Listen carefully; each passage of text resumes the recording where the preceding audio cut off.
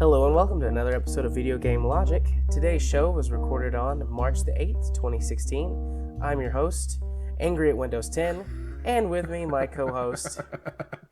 Caffeine Rage. What, I don't get Captain Ibuprofen again? No, I already used it. It feels weird. Plus, I gave myself the weird name this time. So, in case you're wondering what the heck's going on with our introduction, we got 15 minutes into the show, and Windows 10 tried to update tried to hijack and update my PC. So it shut everything down immediately and began the update, to which I promptly said, F you, and pressed the reset button because I don't want Windows 10 on my main PC yet. And this update came from out of nowhere. I got no prompts. I had nothing earlier today that was like, hey, if you ignore us, we're going to update Windows 10 or update your PC to Windows 10. Nope, nothing. Just everything closed and updating to Windows 10. For your convenience. So screw you, Windows 10. Yeah, but to be honest, I mean, Windows looks at your running processes and sees a recording program running. I mean, how are they supposed to know that you're actually doing something?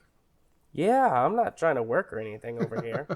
It's like Windows Update trying to restart in the middle of me recording a game. Because usually, well, I would say usually, but this was before the podcast, so my Tuesday nights are filled with other recording activities. Bow chicka bow wow. I'd be recording a game, and about once a month I would get Windows Update to knock me out of a game. And it seems like no matter what I did, if I turned off automatic updates, didn't work. If I turned off automatic downloads, didn't work. I've got automatic updates turned off, but it still downloads automatically. And I'll just sit there and stare at the little thing that says, the little shield for installing updates for like days before I finally restart my PC. Because it basically just sits on 24/7. Yeah, I've had that, but it still, does the automatic restart if I don't catch it. Yep, but anyway, since we've had to restart the show, so for the second time on today's show, we'll be talking about the games we've played. A Target in Australia replaces games covers with plain packaging. Lionhead Studios and Press Play closed down. How Steam Key Reselling is killing the little guy. The Division Shat the Bed. This week's Community Corner. And our Steam Weekly Deals discussion. So I think they already have a pretty good idea of how we're feeling right now. Well, I should probably explain Captain Ibuprofen is that I'm a little hopped up on painkillers right now because I screwed up my back. Right. And nothing heroic. I literally just slept wrong, and I'm getting old. Yeah, you're turning an old man. Yeah, I called him Captain Ibuprofen because he told me he was taking copious amounts of it in the first intro. And also, I'm high as a kite on cold medicine because I have a head cold. And it sucks, so... Yeah, so we're both high and now pissed off. Yeah. At a little podcastus interruptus. Which has a good shot at being the name of this episode, unless something better happens during the show. Yeah, well, I usually have an alternate name for my thought anyway, so I think I have an idea for that one as well. Sometimes I do too, but I got nothing right now, so... Rage, you want to talk about your games again? Well, I played one for the channel this week. As usual, the Sunday Sampler had a quick look at Trulon, the Shadow Engine. A mobile port of an RPG that was kind of interesting. It has a sort of a card-based battle system. It was weird, but it also has all the problems with a mobile port in that it has no tooltips whatsoever, so I have no idea what the hell I'm doing half the time. Yeah, but I got about an hour of gameplay on my channel for it, Gaming with Caffeine Rage. Ding! And if you want to see that directly.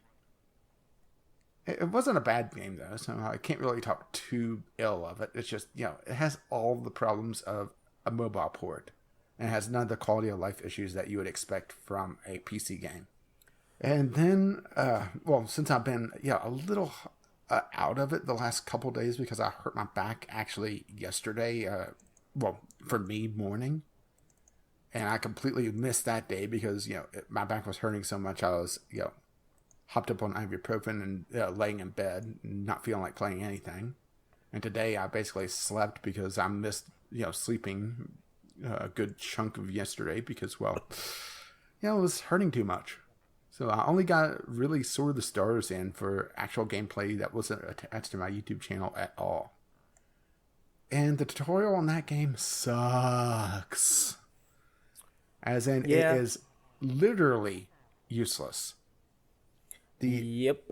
I'm playing the Game of the Year edition, and they, according to Jared in our brief piece of the podcast that we lost, they removed the wall of text that they had in the original and replaced it with videos. And for some reason, all my videos were essentially muted and no subtitles.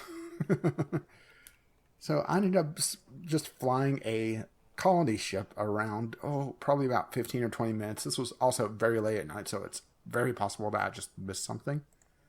I flew this colony ship around and couldn't figure out how to colonize another planet. Or even what a good planet was to colonize. Right. Basically, the only thing I learned was that if you include a tanker into your fleet, your ships could go further without running out of fuel. Until the tanker runs out too. Yeah, but then you send another tanker, and then it's tankers all the way down. So I had another thought. Do you know if the planet you were trying to colonize could actually be colonized? Planets have habitable ratings, and the more... Well, here's the thing, is that I eventually- flew around, I want to say 20 planets, and I couldn't colonize any of them. Or Did you have people in your colony ship? It's possible that I didn't, because I have no idea how to play, and the tutorials aren't helping me.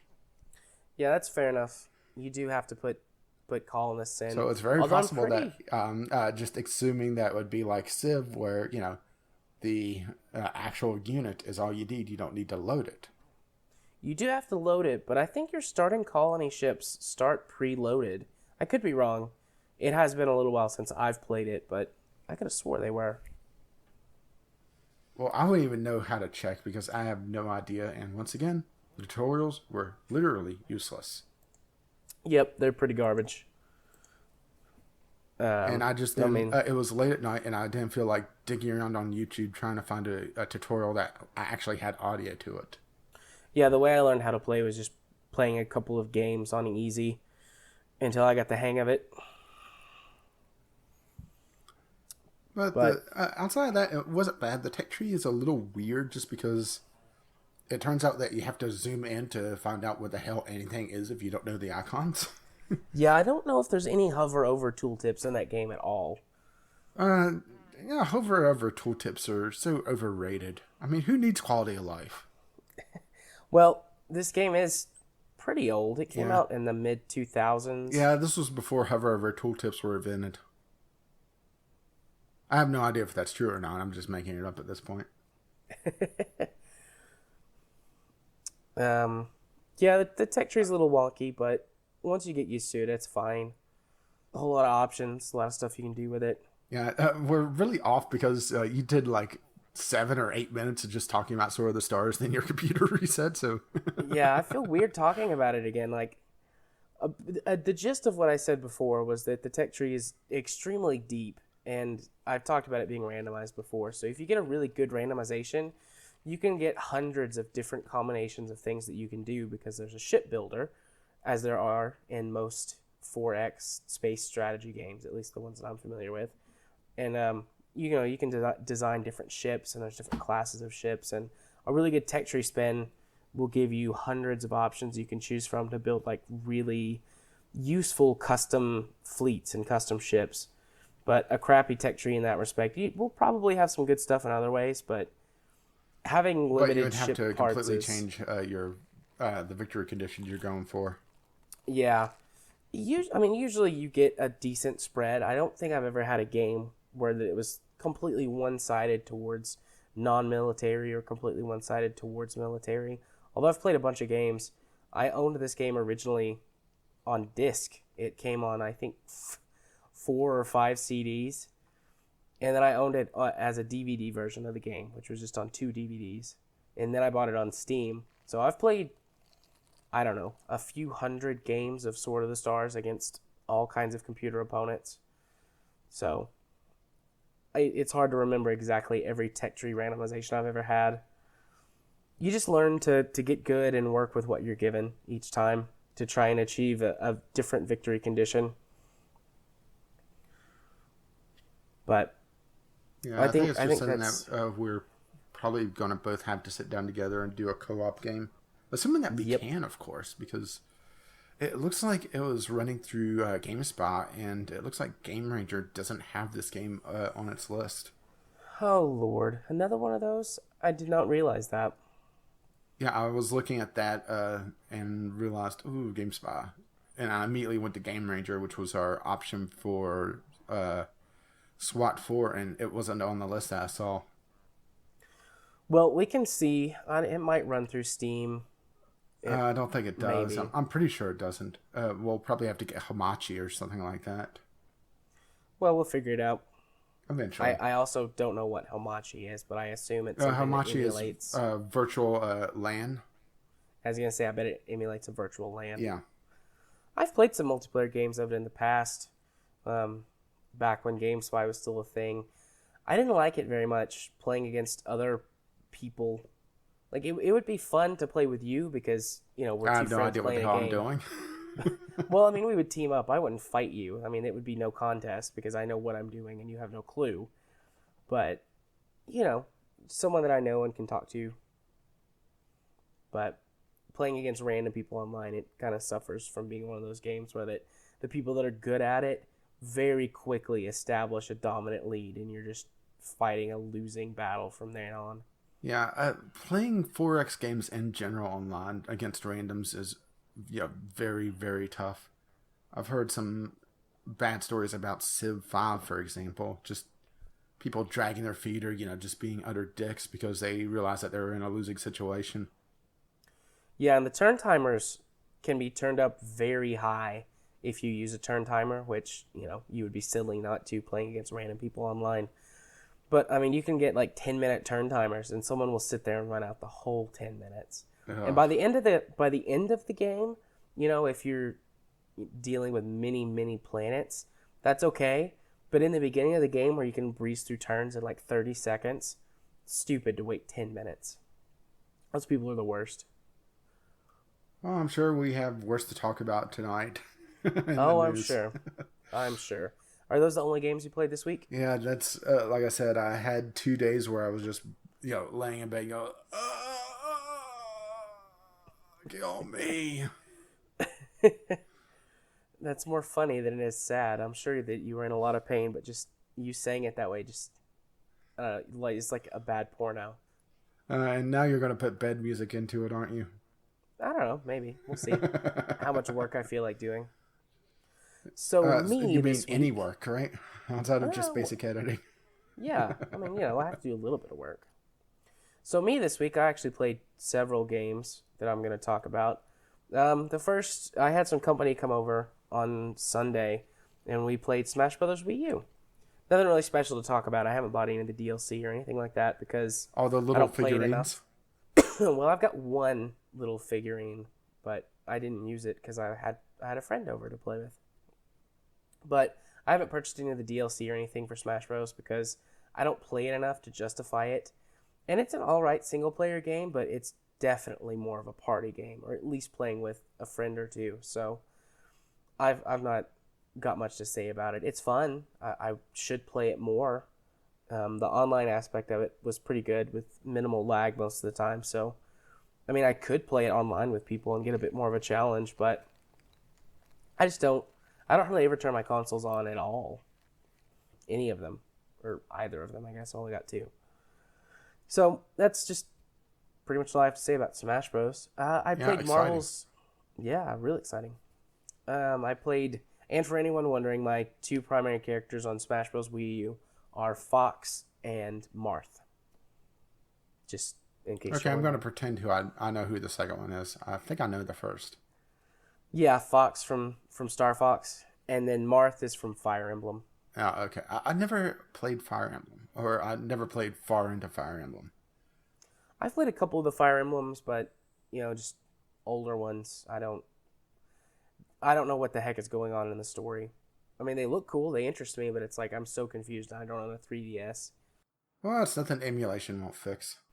That's true. I could emulate it, but I have lots of other games that I play on my PC, so... I mean, I'm always on the search for mobile games that will hold my attention, unlike Marvel Avengers Academy. Oh boy! Yeah, you see that segue? So I And kept now it's playing ruined. it. Well, I always have to point them out. I kept playing it, hoping that it would get better. And they were, oh, there's some big events coming this coming week. There's big events coming. Like, they were advertising that. They obviously weren't telling me that personally. And I was like, okay, I'll wait to see what the events are. They're hyping them up. And basically, the events introduced 2 characters, which are going to be in the game in the future. But, like, as characters you can acquire for free. But you can buy them on early access before they come out by paying, real money to unlock them so that you can complete this event. And I was like, okay, that's it. I'm out. I'm done. Yeah, I'm looking at the additional info on this, and I didn't catch this before. In-app products, 99 cents to $123. Yep. Oh. You can buy in-game currency and then specific characters just for straight-up money. Or in-game currency, not in-game currency, but like their premium currency. Yeah. And I was like, nope, I'm out. I was giving this game a second chance, and they just went and ruined it, so I'm done with that. I might eventually forget and come back in 6 or 8 months and be like, oh yeah, that Avengers game I played. I'll see if it got any better, and I'll probably be disappointed again. Well, but what's amazing is that it has 4 stars out of 5. Yeah, I don't know. I mean, people just I don't have a problem with this kind of game. It's just the way that they're just keep throwing it in your face that really bothers me. I like the games that kind of hide it. It's like, oh yeah, this is clearly a toilet game and we want you to spend your money, but we're not going to constantly throw it in your face. Like, those are the kind of games like that I like. Yeah, and Marvel Avengers Academy just constantly shoves it in your face. Yeah, I'm not going to say it's a toilet game, but the one I did for the Sunday Sampler, it is a mobile port, so there is a mobile version out there. I'm not sure how well it plays, but it may be something that you want to look into for an RPG that's actually somewhat decent. It's supposed to be I think under 10 hours to complete. That's a lot of time actually for a mobile game. Yeah. I mean, usually you're playing it for 5-10 minutes at a time, so 10 hours would last a while. The next game I played this week was Sky Saga. I think it has a subtitle, The Infinite Isles or something like that. Sky Saga, I told you about this game earlier this week, I believe. Yeah, I think so. Maybe over the weekend. It is a Minecraft-esque game with, mining and building elements. Mm-hmm. It's also got some kind of RPG or adventure element to it. I haven't got to play it enough yet. I just got my alpha access today, like an hour before the first time we started recording the show. So I downloaded it real quick and checked it out a little bit before we started. It's got a really cute art style. Everything is really blocky like Minecraft, except the characters. Yeah, the characters are not blocks like Minecraft. They actually look a lot better. And the color palette is full and rich, and it looks really good. They put a lot of effort into it. And for an alpha game, it's in a really good play state. I feel like they focused on making the game run properly first, and then they're using the rest of the alpha and probably the beta time in the future to flush out the content within the game, because it's pretty content light so far. You have basically an island that you start on, and it's like your home. And you can do anything you want to your home island, and then you have to travel to different worlds, or, I don't know, different islands, I guess, using this teleporter and a little bitty airship that you have. And you explore and you fight enemies and collect resources and things, and you can bring them back to your home island in order to build. So it's more than just building. It's also got an exploration and kind of RPG elements where you can level up stuff and unlock perks. And I think that if this is true, I won't like this, but I can't confirm it yet just because I haven't spent enough time in the game. But I think you have to level up to unlock certain craftable items. Not sure how I like that. And I'm looking at their FAQ, and it says that there will be data wipes as well during the alpha stage. Yeah, this is their 7th alpha, so they've had 6 wipes before. Yeah, and I'm not sure bothered if by I the get wipes. Invested in that right now. Well, I heard about it on the Co-Optional podcast. The guest they had last week talked it up a lot, and so when I applied for alpha access and I got accepted, So, just because I'm always looking for a game like this to have in my life, I've cycled through quite a few if you go look at my Steam list, and then I've also played Minecraft, and I actively play Space Engineers. So I always like to have a When game you're or not two like playing this Eve. around. Yeah. Which is rare these days, but I am still playing Space Engineers. Based on my hours worth of experience, it looks fun. I unlocked the kind of social hub. It's like a little pre-built town where that all of the players can go for something. I don't know what that is yet. Like, that was literally the last thing I did was unlock the social hub, and I went there as part of a quest, but I haven't done anything yet, so we'll see. I'm going to check it out some. I'll probably record some stuff for it and put it on my channel. That's a Gaming Psychologist on YouTube. Ding. But I'm definitely going to be playing it more because it looks interesting. Like, it captured me with the first hour of gameplay, and I want to explore the world more and figure out what's going on. Yeah, So looks like it's going to be a free to play, and I think I'll be something I'll try out once it gets into the beta stage. Yeah, it does have. I'm sure there's going to be a microtransaction store. Yeah, they said that something there's in going it. to be in-game purchases, and I want to see what they do with that before I, get invested. Yeah, because it looks like there's the framework of a store there, but there's not a store, and then you can get daily bonuses for logging in. So I mean, it's like, that's very much free to play-esque, but we'll see how it goes. I mean, if the gameplay is compelling enough, I would still play it. So, and who knows, might give him some money. And then, of course, after that, we move on to my weekly vice of EVE Online. Strap in, folks. Here we go. Actually, there's not a lot to talk about this week. We're planning for the new Citadel update, my corporation is, and we're starting some very intense, not exactly rules, just like we're raising corporation taxes, and we're going to be doing a lot of mining operations over the next few weeks In other in words, preparation you are for moist Citadels. about this news. Yes, that is one way to put it. Because Citadels are supposed to be coming in April, like mid to late April. So in other words, I'm looking for a podcast co-host for April. Yeah, especially the 2 weeks my wife is gone. I'm not gonna. I'm gonna take pictures and post them, but I'm going to basically move my dining table over next to my desk. I borrowed my dad's laptop because he never ever uses it, and it's the same model as mine, so I know it'll run EVE.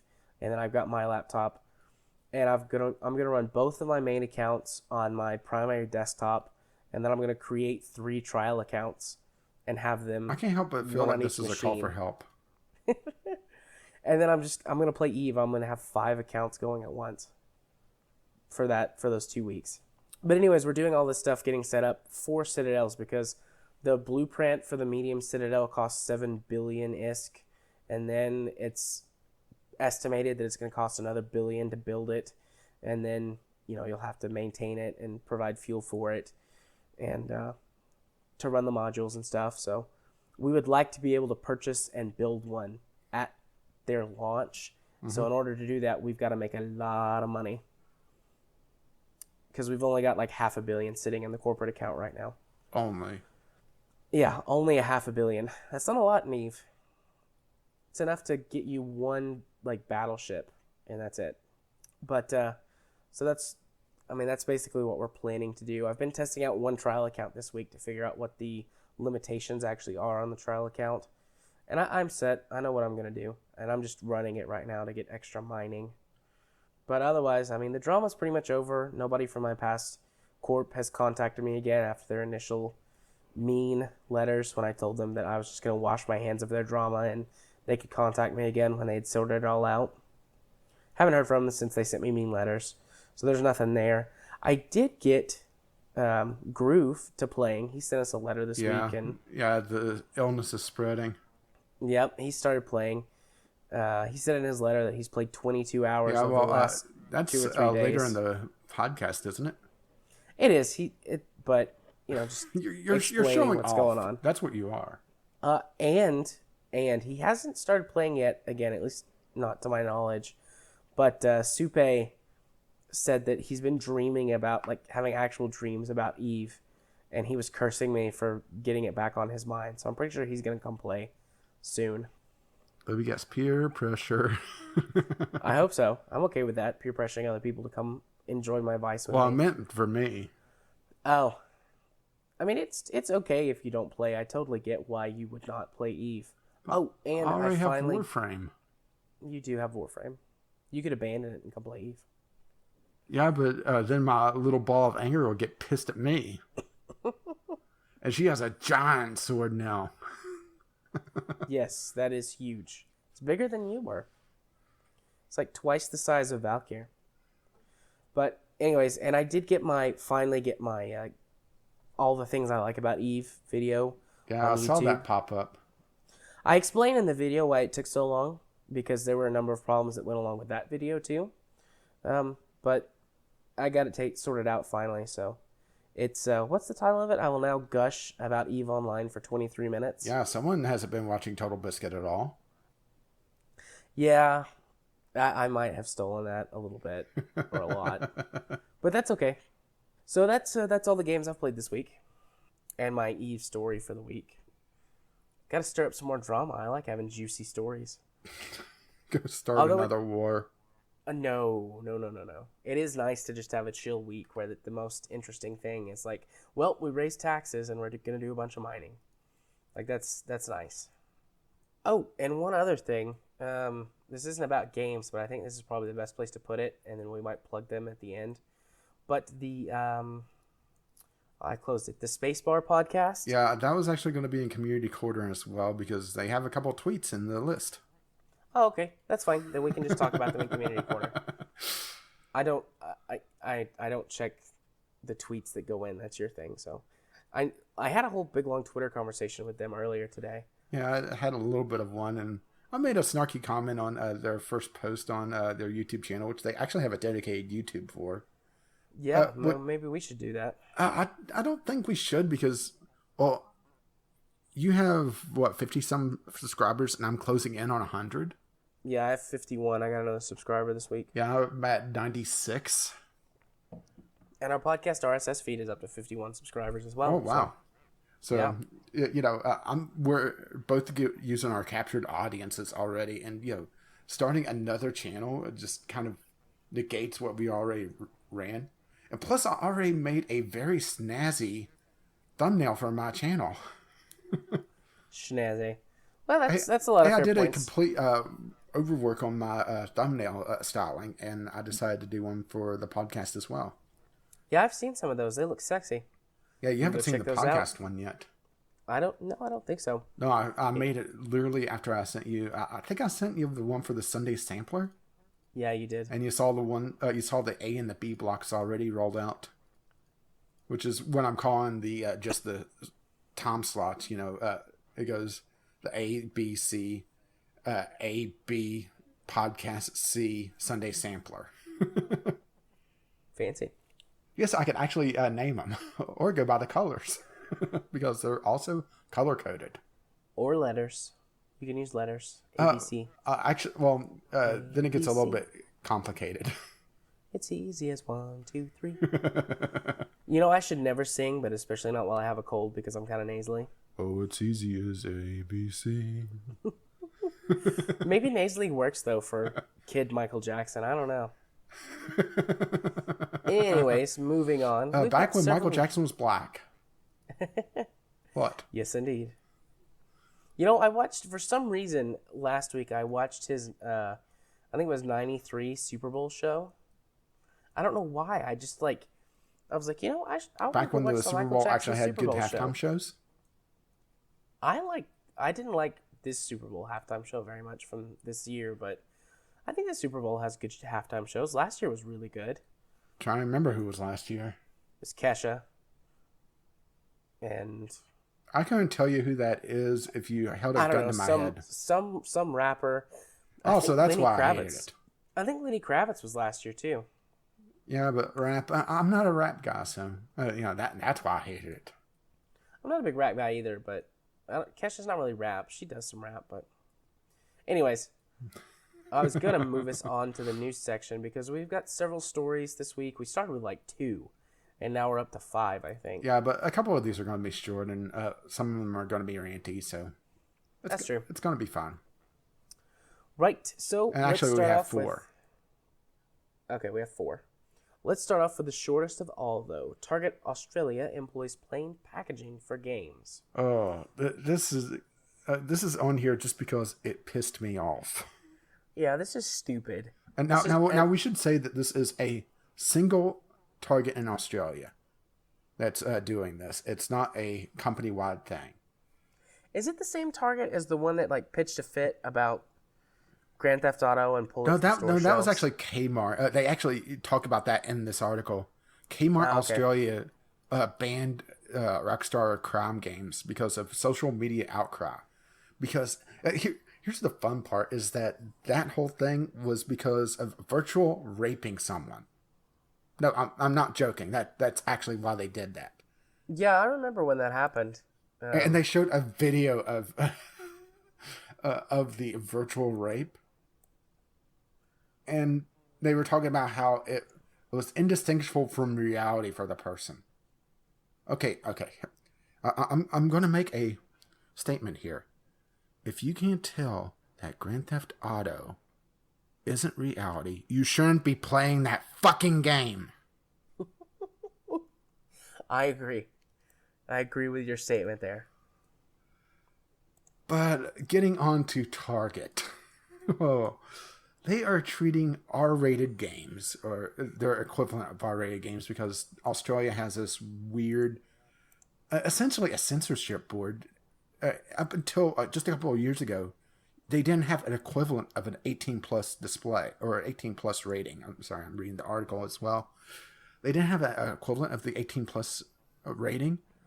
So that's the reason why Fallout 3 and Fallout New Vegas actually had to change the name of some of the drugs in their games, because their real-world counterparts, the morphines and stuff, was pushing it over for the Australian censorship board. I'm just going to call them that. It's a censorship board. It's not. They're calling it a ratings board, but it's censorship. Yeah, many games are censored in Australia. Yeah, and Germany is the other bad one. Games. Yeah, Germany's pretty rough too. But yeah, so this one store of their own volition decided that they would change the covers of all 18 plus rated games to just plain covers. And there's a picture here in the article, and it's game cases that have had the artwork removed, and then a slip of paper that looks like they've printed off. Yeah, it looks like they printed off. Literally just the name of the game and maybe the developer. It's a little hard to tell with this, just because it's a small picture. And it says to purchase. Okay, I blew it up a bit. It says, for example, to purchase Mortal Kombat X PS4 game, you must be 18 years or older. To purchase, I'm trying to make out some of these. It's a very pixelated thing. Wolfenstein, the Old Blood PS4 game, you must be 18 years or older. That sort of thing. Why are they treating video games like porn? Because that is literally the only other thing I could think of. No, they're treating them worse than porn. Porn usually, if it's in more of a general store, just gets a back corner. It's like, here's the porn. I remember Blockbuster used to do that. Their videos that were NC-17 or older. And yes, Blockbuster used to carry a very tiny adult section. And they would just be in the back corner of the store. And they the section wouldn't really be labeled. They'd just be hanging out back there, and you could go back there and you could look at them. But did they have just plain labels? No, they had regular porn labels on them. I remember one time there was a covered display, but you could just open the display case and look inside, and they were just normal porn covered DVDs. Do not look at the porn behind the curtain. There is no porn here. Ooh, it just boggles my mind that they're doing this. And I think I understand why. There's still this stigma with video games that it is for children, that it's a toy, it's a babysitter. Right.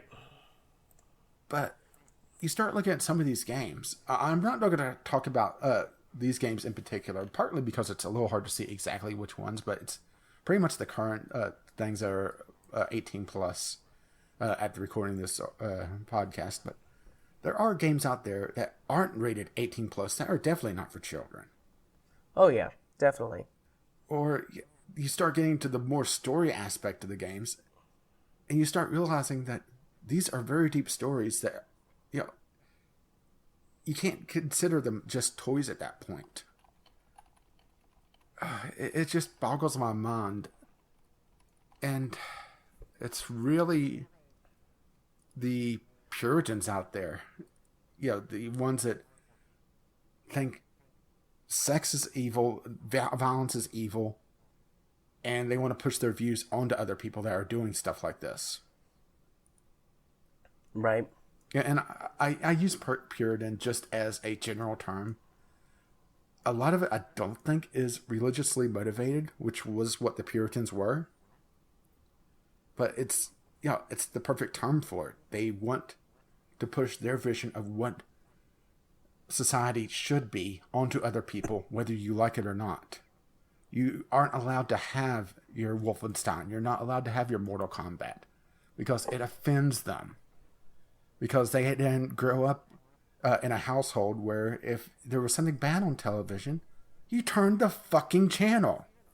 Or just turn it off or not pay attention to it. There's a screen cap of Bart Simpson talking about, I don't want to be a killjoy, but I don't think this thing should be on television in the first place. It's one of those situations where The Simpsons already done it. You already have your analog. Right. So I just pulled up some quick stats. I don't know how accurate these actually are, but it matches data that I've been reading for the last few years. In the United States, the average player of games is 35 years old, with 62% of all gamers being 68% of all gamers being older than 18. So, these are not children's toys. Well, a good chunk of those people, the average gamer, the 35-year-old, grew up with video games. They grew up with Mario. They grew up with Sonic. So it's, pretty common that, they would not think of these as toys for little children. It just, why would they do this for video games? And I'm willing to bet if you went to the video section, the R-rated movies wouldn't have plain covers. Oh no, definitely not. Because movies are an art form, and video games, they're just toys. Ugh. And if you can't tell, I'm being sarcastic there. I can tell. I think our listeners are smart enough to be able to tell that too. Now, listeners, don't let me down. So, I don't really have anything else to say about it. It's stupid. Yeah, that one target in Australia is stupid. Yeah, it was more just pointing out the stupidity of this than anything else. And I really wish our Australian correspondent was here. Your uncle, we could have used you for this one. Well, we'll probably bring this up on the episode that we actually managed to get him on with us. We'll talk about because I imagine he probably Australia. has a lot of things to say about the Australian rating board. Being an older gamer, I think is a fair thing to say about your uncle. He's about as old as I am. He's in his mid-20s. Well, okay, I should say older than 18. and seeing just games censored because, it may offend the children. I doubt he's offended. Well, what if he's offended by the censorship? Then he's offended. It's like meta offense. I'm offended by the fact that you're offended at a thing. Then you dye your hair a shade of neon and complain about it on your Tumblr. What? Oh, Tumblr. There's only one site on Tumblr I go to, and that is the Kerbal Space Program website. And yes, they are on Tumblr. Yeah, they post dev notes and stuff there, don't they? Yeah. Yeah. Yeah, other than that, I'd stay away from Tumblr because it's crazy town. Oh, yeah.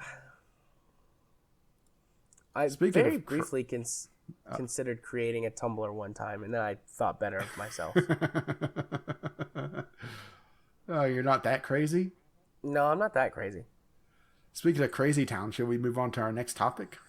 Yes, we should. Lionhead Studios and Press Play have been closed down by Microsoft Studios. And also, that means Fable Legends is gone, and Project Knoxville is gone as well. Yep, they axed those. Yeah, and weren't those, or at least Fable Legends, very late in development? Yeah, Fable Legends has had showings at I think the last 2 E3s, and it's had, I believe, a closed beta. I know that there have been people who have played it, so it's been play tested, and everyone that had played it said that it was shaping up to be a good game. And really, the only thing was how well did it do its microtransaction store, because it was going to be a free-to-play title. So, I don't know. I mean, has there been any new information released since the announcement? I haven't seen anything as of late. Let's do a quick Google search. And don't forget to edit this out, because we've had complaints about this. I'm better about editing it out. I don't think I've had one in the last couple episodes. Lionhead Studios closed. Looks like there's several articles detailing Lionhead Studios, and they're sad nobody's caring closing. about Press Play, unfortunately. It has to suck to be, you're going down, but you're going down next to Lionhead. So, nobody's going to care about you because, Lionhead was a fairly big studio. Yeah, I mean, they're most known for the Fable series. Yeah. They've done other games in the past, but especially in recent history.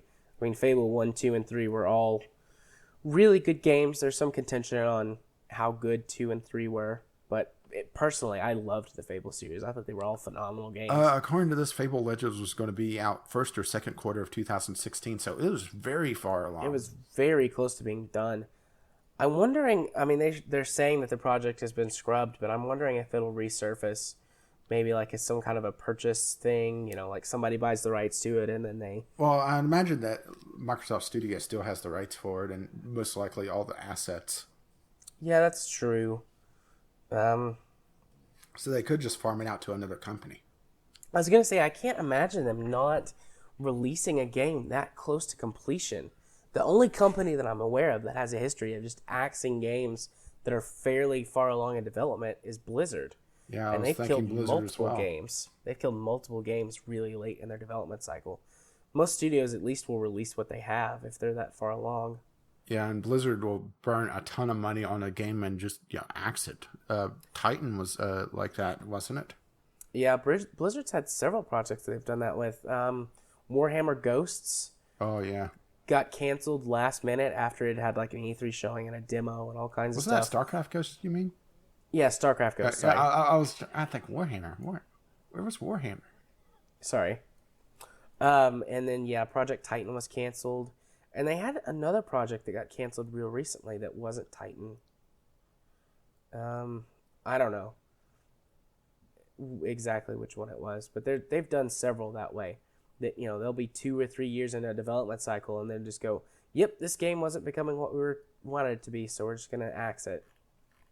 Although Blizzard has got more money than God, so it's in their best interest to only release quality products. They have the money to budget to these games that if they get a couple failures, they're okay.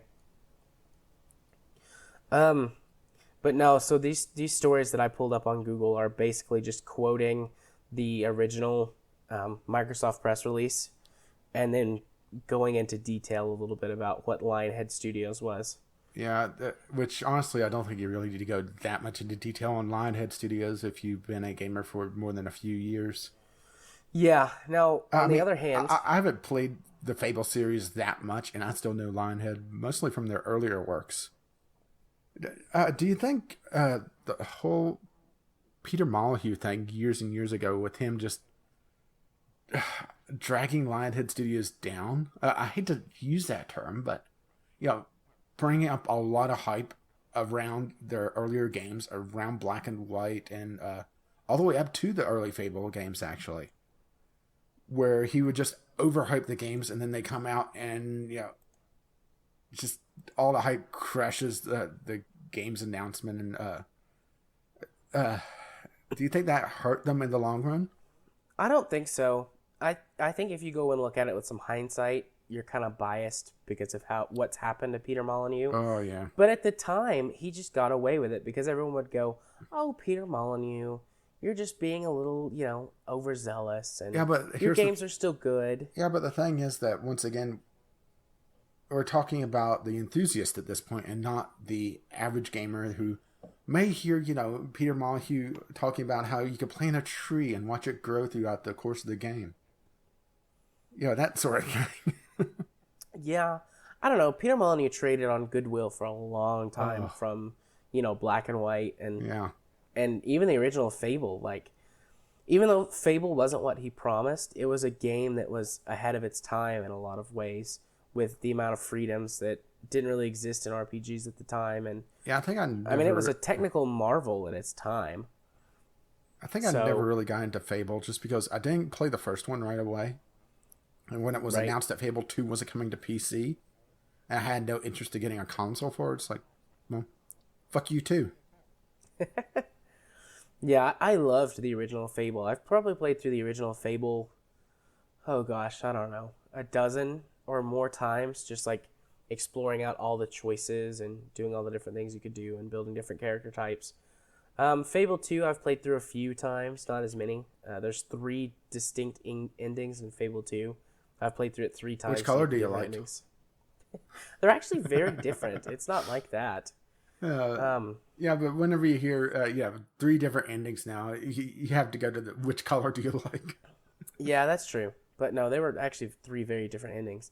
And then Fable 3, I only played through it 1 time because the mechanic at the end of the game is extremely tedious.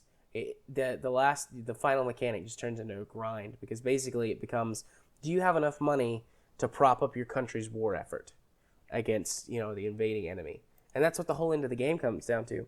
And so basically you spend the last bit of the game I'm pretty grinding. sure I remember Zero Punctuation talking about that, and you know how Yahtzee gets. Yeah, it was pretty bad. The game was great up until that point, and then it just turns into a grind to acquire money. So I've only played through Fable 3 once. Also, Fable 3, I was in college when that game came out, and so I had a lot less time to play.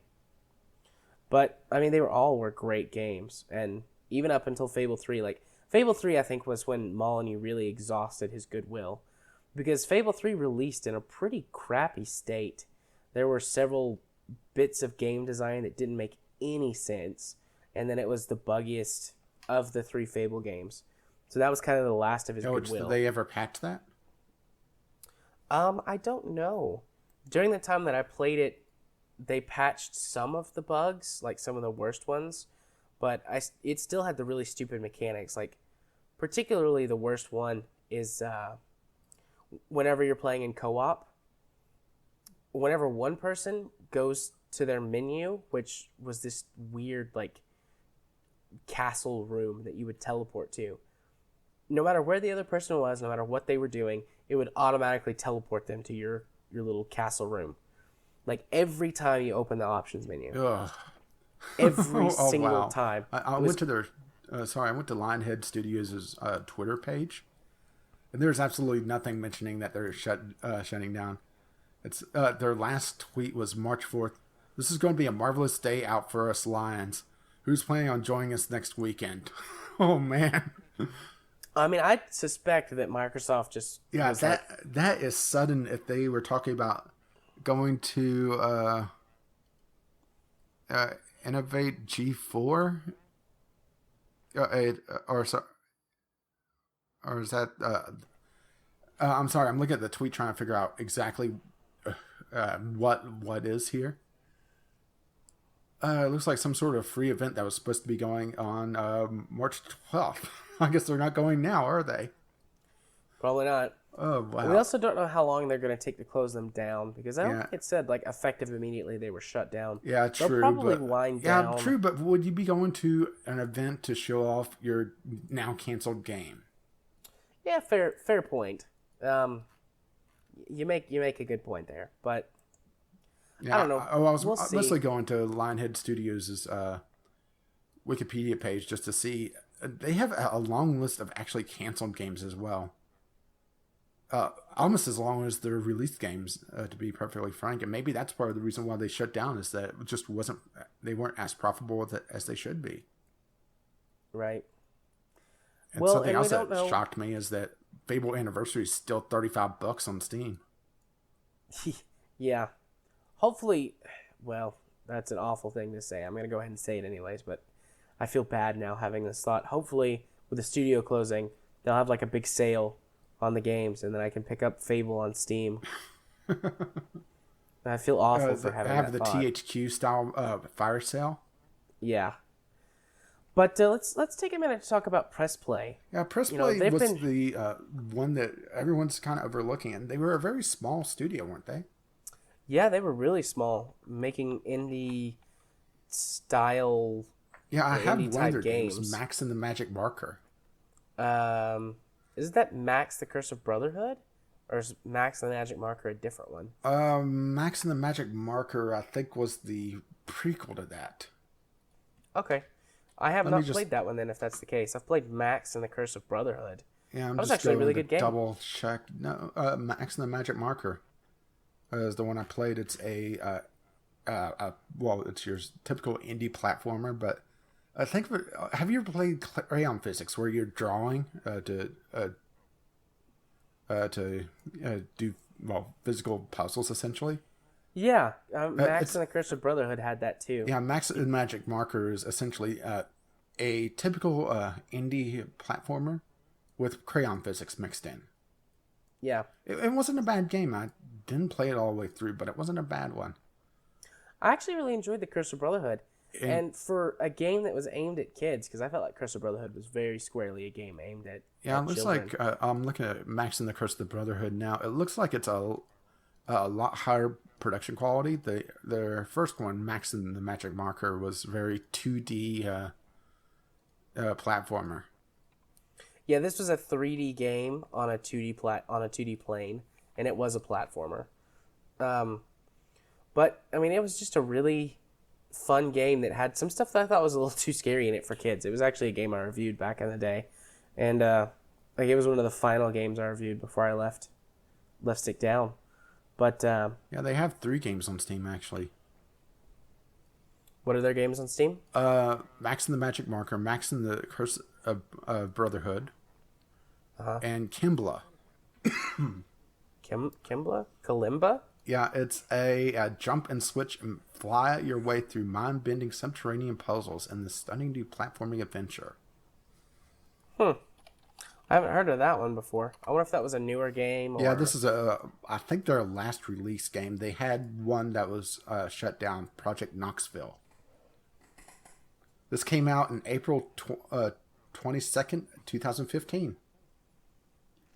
It's an interesting game. I just pulled up their actual website. It's a strange art style, but hey, whatever works. Yeah, the trick on this, I saw a little bit of gameplay footage, just people linking to their old games. Yeah. This one, you're playing multiple pieces of a totem pole, essentially, and you're able to split off and do puzzles like that. Yeah, they got like a little puzzle on the webpage where it's like one piece throws the other one up, and it hits something and like causes a wall or a door to open, and then they like walk through together. So that's pretty neat. I like stuff like that in puzzle games. Controlling multiple elements of things at the same time. But, I mean, Press Play, what I was getting at, made some good games too, and it's sad that they're getting completely skipped over in this. Yeah, very. Everyone caught up on... Well, we'll have to admit that Lionhead Studios' games were a lot more high profile. Black and White, Fable, the movies is actually... probably the one everyone forgets about that was really good. Yeah. That's actually pretty much Lionhead's lineup is the Fable series, the Black and White series, and the movies. Yeah. Unless you start dipping into their canceled games, which There's more black and white. A game named BC that was on the original Xbox, or originally it was going to be, that they canceled. That was let's call a spade. It was basically Far Cry Primal before Far Cry Primal. Yeah. Another black and white game that was canceled, which, I don't know why they would cancel black and white, because that was very, very popular at the time. Milo and Cade, do you remember the Kinect demo? No, I don't think I do. This was essentially a Molyneux going apeshit with the Microsoft Kinect. Oh, I just pulled it up on Wikipedia. I remember this now. Yeah, it was going to be some sort of life simulation. Yeah, with like interactive family and stuff that you could actually, like, you're supposed to be able to talk to them and whatnot, but I don't think it got past the conceptual stage. It was mostly a tech demo for the Kinect. If it was going to be more than that, it never got far past that. It was an interesting idea. That's the thing, is that Molyneux has interesting ideas. The problem is that he puts them all out there, and then people get pissed off when they don't show up in the final product. Right. And rightfully so, because we're going to be getting onto that a little bit later. Teasing. Yes. Tease it out.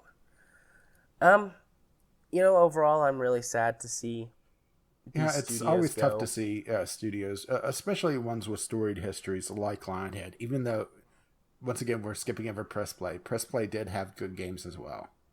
I think the thing about Lionhead was not only are they bigger and more well-known, but, like, me personally, Lionhead made up actually a pretty decent chunk of my childhood.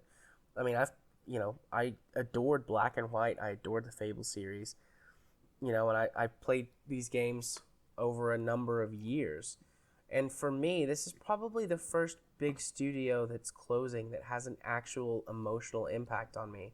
It makes me really sad. For me, it was Maxis. Yeah.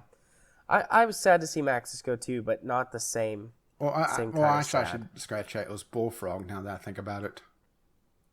I was sad when Westwood went too. The Command & Conquer series was a pretty big part of my childhood as well, but I don't know, this one just hits me more in the feels, and I'm not sure why that is. I just You didn't sign up for this field trip? Yeah, I didn't sign up for this field trip. Well, sorry, but you don't need a permission slip for it. Just need to have a working heart. Even if it is just a ball of cynicism and salt. Well, this is kind of peeling back some of those layers. And I'm sad to see Press Play go as well. They had games, but they're a more recent studio with a much smaller game history. So, I mean, it's not that their loss is any less. A successful studio that makes good games is becoming harder and harder to come by today. Or ones that have multiple successes. Yeah. It's just that Lionhead going hits me, on a more deep emotional level, and it makes me sad. Yeah, and it's also the history of Molyneux and everyone looking back at that. Yeah. For better or worse. I hope that all the talented people that work there are able to find jobs of some kind. Supposedly Microsoft Studio is going to try to help them there, absorb them into other sub-departments. And this is actually part of the reason why I'm always leery when I hear, a small developer that I like get absorbed by one of these omnipresent groups.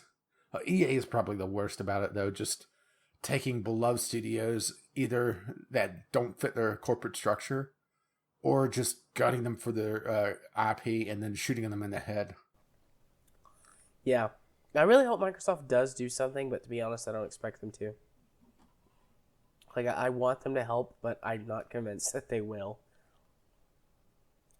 Just, I hope all the talented people are able to bounce back from this and move forward with other projects. And I hope that Fable Legends gets released sometime in the near future. I hope that instead of the game just being canceled for good, that it gets farmed out to another studio or Microsoft takes it on directly. Because the game was pretty close to completion. Like I said earlier, it had been in 2 E3s. It had playable demos for people to press. And it was due to be released within like 4 or 5 months. Yeah, we probably would have been getting like open beta news right around the corner if If it wasn't Lionhead shut hadn't down, been of course. closing. Yeah, so I'm hoping that they do something with it. Yeah, if there was a reason for this, I'm assuming that it was some sort of huge problem with the game systems that they just couldn't rectify without redoing the entire thing. But even then, why shut down the studio? That makes no sense to me. Yeah. There's something going on behind the scenes that we don't know about yet. Absolutely. My first thought is money. I mean, that's always one of the big corporate things. Like, the studios weren't making enough money, and so they had to shut them down. Kind of a cut your losses situation. Which makes me sad, but that's if Lionhead is losing money, then it's most likely due to the Molyneux legacy tarnishing the company. Because, I mean, they've always done good work. Yeah, it's hard to get out of Molyneux's shadow, especially the whole thing recently with Goddess, where he's had a year-long media blackout that actually made things worse. Yeah, somehow. Goddess is also such a mess.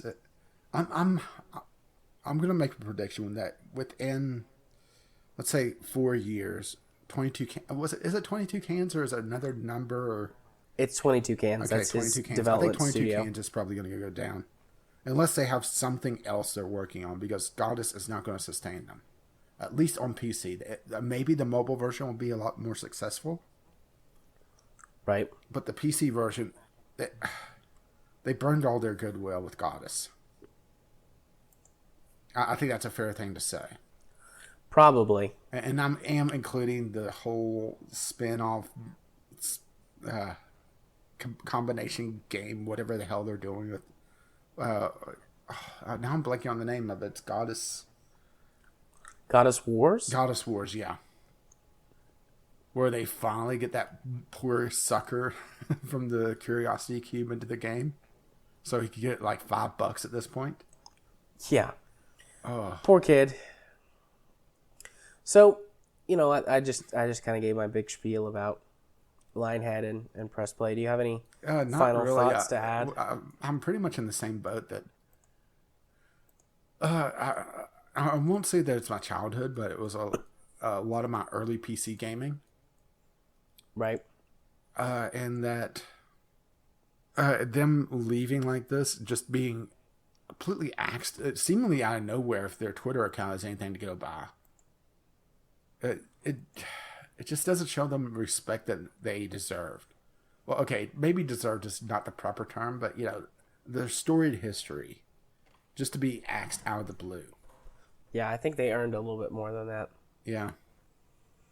The fact that they were talking about going to a press event this weekend. Oh, wow. Right. This came out of nowhere for them. They didn't know this was coming, or at least the person that was running the Twitter account didn't know it. And that's usually the person that knows the most about upcoming events. Usually it's some kind of PR person or events community coordinator. Or Bob the intern. Bob the intern. So, our next topic then? Yeah, I think so. All right. How Steam key reselling is killing the little guys. So, in case you're not aware, there are websites out there that will sell you Steam keys. Unauthorized third-person or third-party sellers is the technical term for it. Right. I was going to get to that in a minute. But they sell you what they're called gray market keys, and they sell them to you at pretty big discounts. Like, for example, you can get a game 50% off on release, like a AAA title. Like, the Division, which, more teasing there. But, you can get AAA titles for half off. Now, they're called gray market keys because they are purchased more often than not from overseas sellers, where that the exchange rate makes it profitable to purchase a game key and then turn around and resell it in US dollars. Yeah, different regions of the world, based on their income, has different prices for their games. Matter of fact, just very recently, Steam, or someone at least at Steam, axed the Region 2 in Europe, which raised the price of games for a good chunk of Eastern Europe. I'm not sure if you knew about that or not. I did not know about that, actually. But typically it was things like Region 2 in Europe. The Asian markets were very big about this.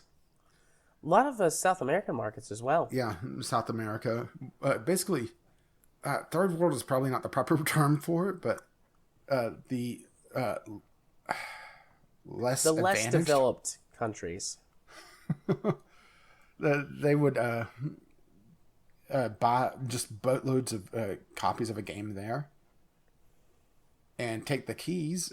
Usually this would be the physical versions of the games that came with the Steam keys, or they would just go through sites like Indie Game Stand, which is where this article comes from, and buy games there at either as low as possible or use fraudulent means to do so. Stolen credit cards, contest the charges later so they get the money back, but still have the key that they could sell, that sort of thing. Yep. And so that's kind of adding injury to insult. Yeah, and Indie Game Stand was talking about how they lost $30,000 in fraudulent charges in their lifetime, which Indie Game Stand is not a huge site. And a lot of the games that they sell, they're I should say that, go into what Indie Game Stand is. They do have a store page that has a good chunk of games on it, but they are also primarily a single day, big discount, pay what you want game site, where you put down $1 and you get like No Moria, which is where I got that game, or very cheap, limited sales. And paying $1, then taking away the $1 and still keeping the key, that's a dick move. And the fact that they lost nearly $31,000 through that, when it's usually their daily deals that it seems to be the cause of it, that's a lot of transactions. Yeah, I mean, if people just played $1 per transaction, it would be over 30,000 transactions. Yeah, to the point that they actually it's more than $30,000. Measures where they limited how much you had to spend to get a Steam key, and hurt the average consumer by bring up the price. Right. So there's a lot of sites that you can get these fraudulent keys on, and I'm not going to list them. Yeah. I mean, you could quickly Google a bunch of them. Some are more reputable than others, but yeah, but there was stories where Ubisoft pulled, what was it, 40-some thousand keys for one of their Far Cry games, I believe it was. It should be listed in this article. Oh yeah, Ubisoft kills copies of Far Cry 4. Basically, they stole a truckload of these keys and was reselling them. And Ubisoft killed the keys. Other articles of references just on this site. Let's see, there's the 30, it doesn't give a number, but it was just a load of Far Cry 4 keys. Over 1,300 Natural Selection 2 keys stolen and cost the developer $30,000 in fees. 30,000 Blackwell Deception keys revoked after giveaway exploit. Oh, that's another thing. Is that another source of these keys? Is actually people pretending to be big YouTubers and asking for a bunch of keys to give away. Oh yeah, I've seen that before too.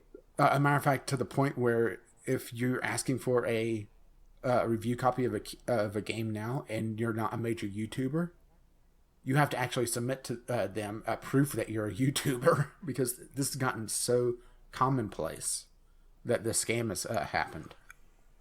Or you go through a third-party system to prove that you're actually in control of that website. It's ridiculous. And just ends up hurting YouTubers in the long run. Honestly, this hurts everybody. Yeah, this hurts everyone, I should say. No one comes out a winner except for the people that are selling these keys in the first place. Yeah, I think, honestly, this is worse than piracy. Definitely. If you pirate something, however you stand on the piracy debate, if you pirate something, No money is being exchanged by anybody. No one is winding up with, fees from chargebacks and stuff like that on their accounts. Nobody is out a game. Like, whenever these happen, developers take the keys away, and then consumers are out their game. That's assuming that they can take the keys away. There's there's times that they can't take the keys away, so it's literally a lost sale. That's true. But so it's bad for developers of all kinds, indie or small developers in particular, because they can't just absorb a $30,000 loss, for example. Whereas a larger AAA developer could. It still sucks that they lost that money this way, but AAA developer could absorb it. It sucks for the service that is having the games provided to them. Like, it's costing them bandwidth. It's costing them money. A lot of these are Steam keys, so it's costing Valve money. Right. It sucks for the consumers because if you're an uneducated consumer or... Yeah, let's go back to our idea of the average consumer. Someone that isn't the enthusiast, that looked for how to get, let's say, the Division cheaply. So, since we're going to be kicking the Division in a little bit, we may as well use that as the example. Right. They look up how to get a copy of the Division cheaply and come across one of these gray market sites. Or even, here's the annoying thing, is that a lot of pro gamers or these big gaming events will actually sign deals with these third-party developers. These third-party key sellers, not developers. They're not developing anything except my ire. I remember there was a event. It was basically a battle royale in DayZ. This was years and years ago. If I really cared about it, I would hunt down the VOD, but then you would see who it was. That was hosted by or sponsored by one of these third-party key sellers, and they pushed it big time. And the ad that they had for it made it seem so scummy that it makes me wonder how anybody would buy from these. It was literally a guy in a trench coat, and he'd open up the trench coat, and there would be, all the games. It made it look like he was trying to sell knockoff Rolexes. That's horrible. Yeah, that was the ad that they provided. But it was the perfect analogy for what these third-party sellers are. They are the guys with fake Rolexes, faux leather wallets that they're trying to sell at leather wallet prices, that sort of thing. They have the knockoff Gucci handbags, and they're trying to make a profit at others' expense. Right, and that's just a shitty thing in general. And it pisses me off that they're enabled so much. And I completely understand why the average, I don't want to call them stupid consumer, but the uninformed consumer are buying from these guys until they get burned, is that they're looking for a game that's a good deal. And they see 50% off or more from these third-party sites. Or you go to like GOG or Green Man Gaming, and at best you'll get 20% off on launch. I completely understand why they're going here, is just because gaming is a very expensive hobby. Yeah. Especially honestly, if you're hopping between a lot of AAA games at a time. Or, you have friends that are encouraging you to get multiple games in a year. Yeah. Or multiple big games, I should say. Multiple AAA games. You get your Call of Duty in November. You get the Division in March. You get your Far Cry, your Assassin's Creed. You get your Madden, that sort of thing. Okay, Madden's a bad example because it's not on PC, but you get your yearly sports game. You get your yearly shooter, and it adds up. So people that can't afford that are looking for a way to afford it. And these sites offer that service at the price of the developer, costing them literally costing them money. Yeah, is there a solution to it? Like Education. I suppose an educated consumer.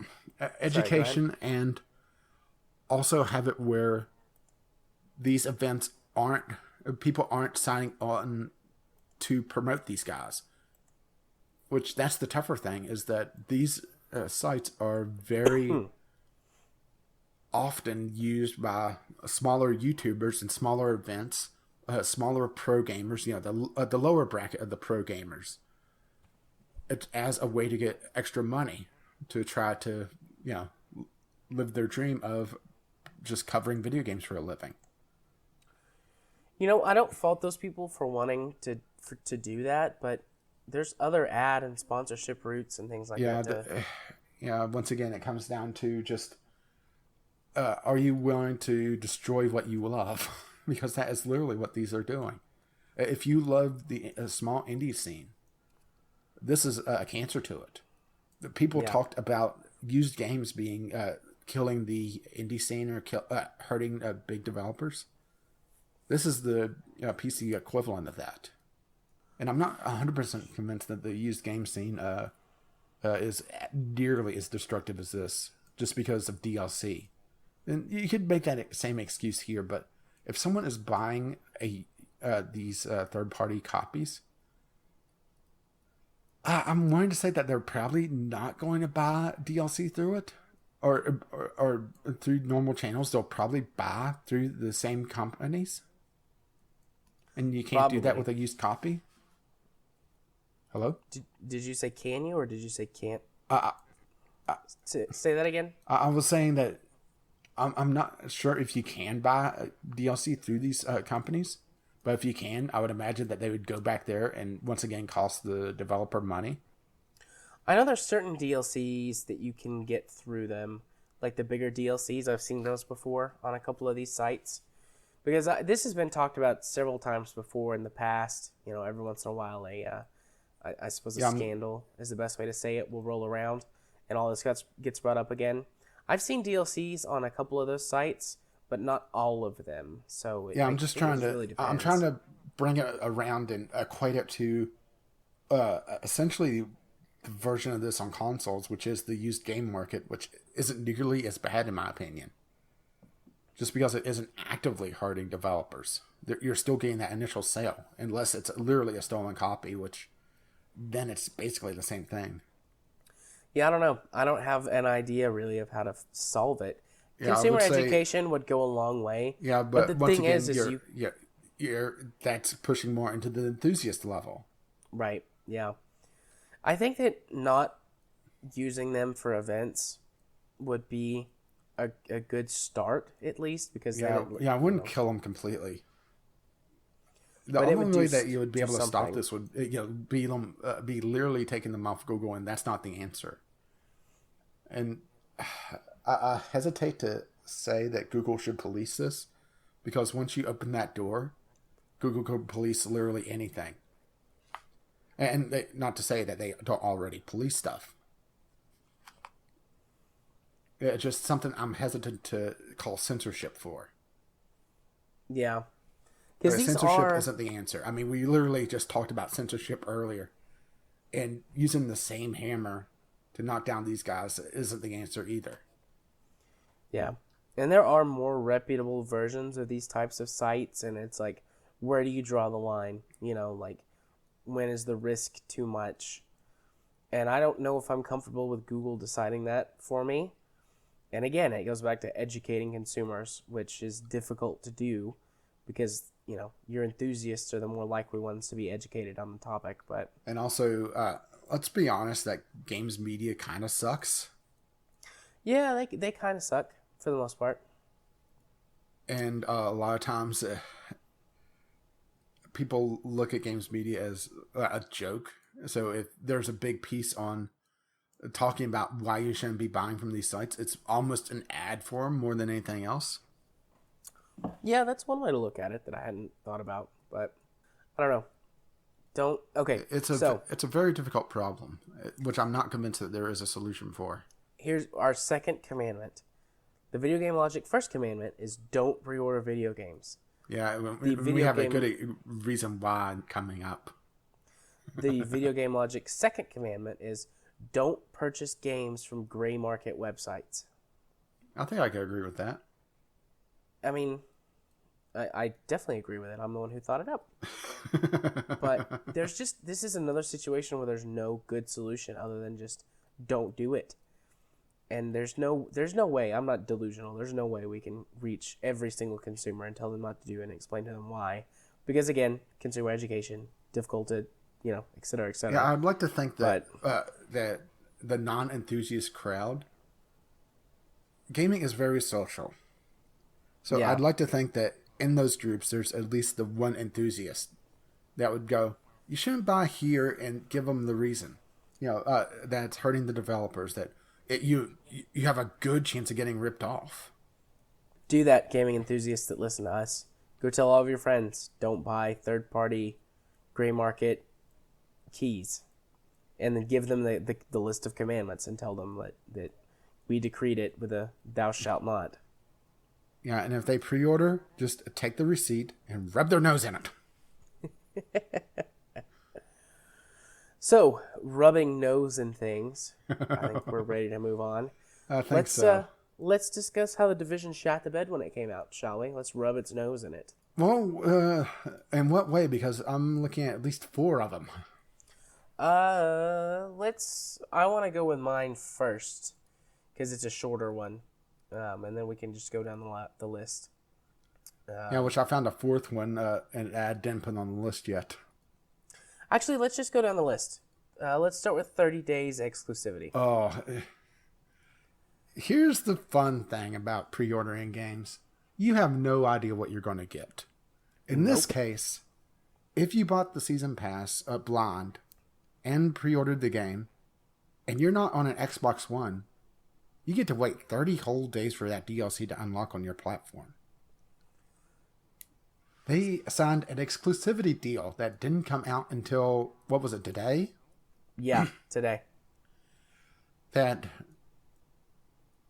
post-launch content exclusive on Xbox One for 30 days.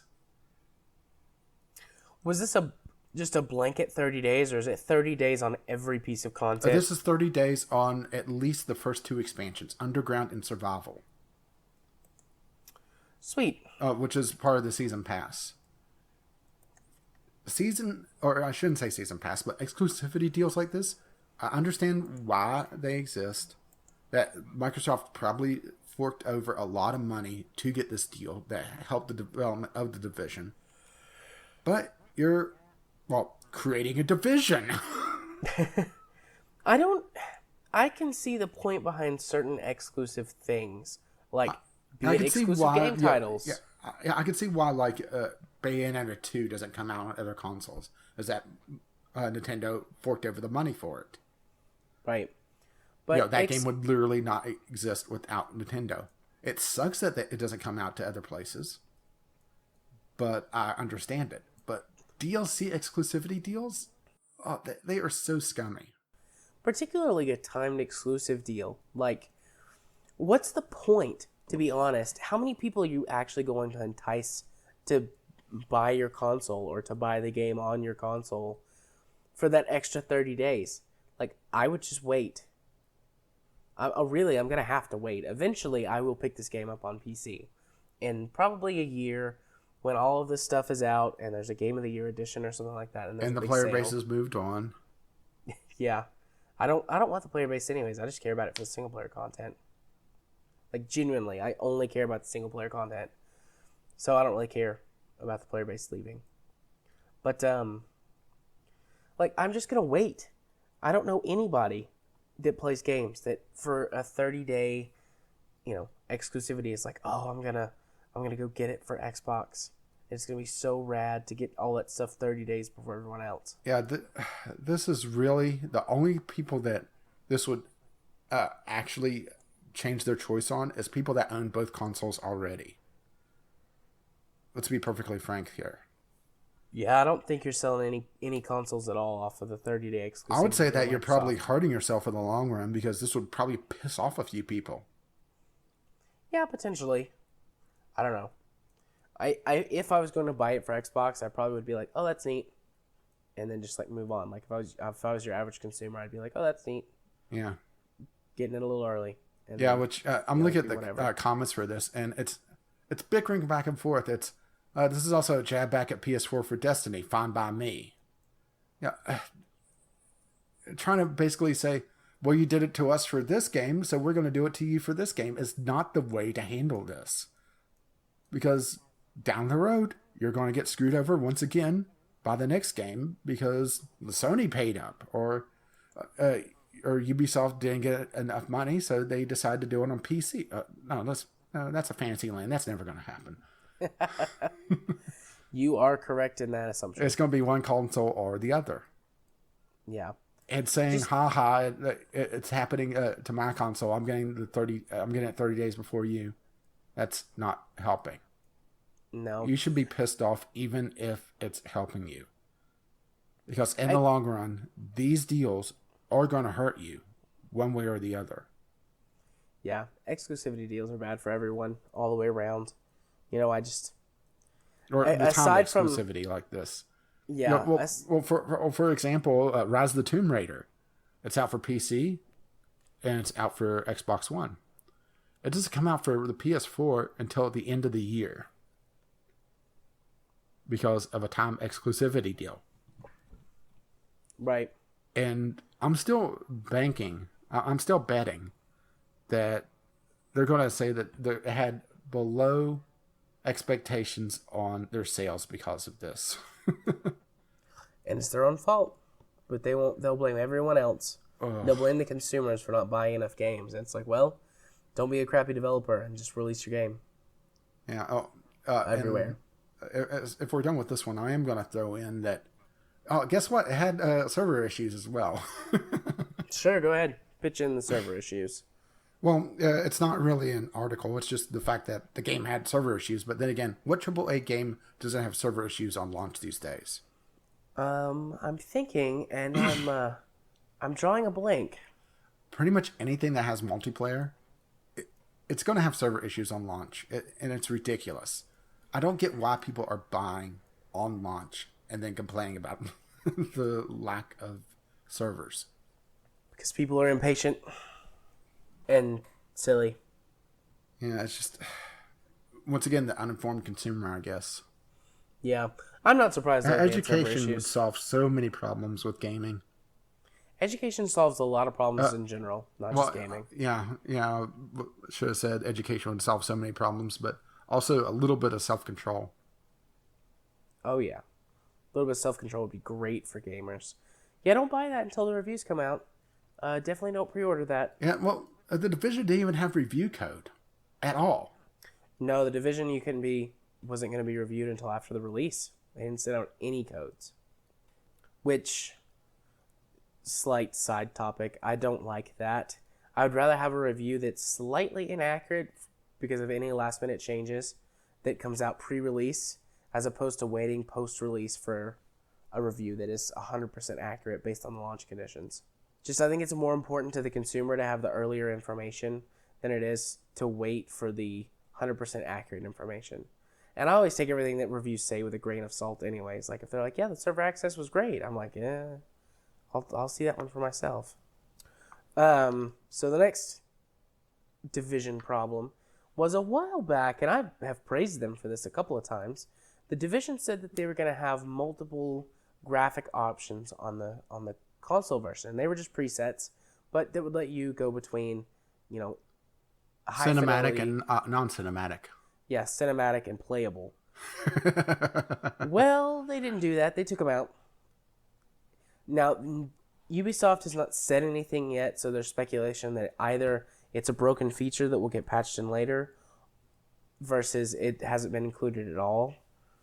But regardless of whatever the issue is, they have been praised by multiple people for that decision, giving gamers choices on their console. Well, now they're getting smacked on the hand. Took that choice away. Yeah. They're going to get a smack on a hand. And this was the thing that initially prompted us to do this, because I was thinking of news articles, and I saw this one a couple of days ago, and I was so excited, and then we kind of just branched off on all the problems that the Division has had at launch. But there's nothing really else to say about that, except they just screwed it up, and it's not in the game. And that was one of the best features about the Division.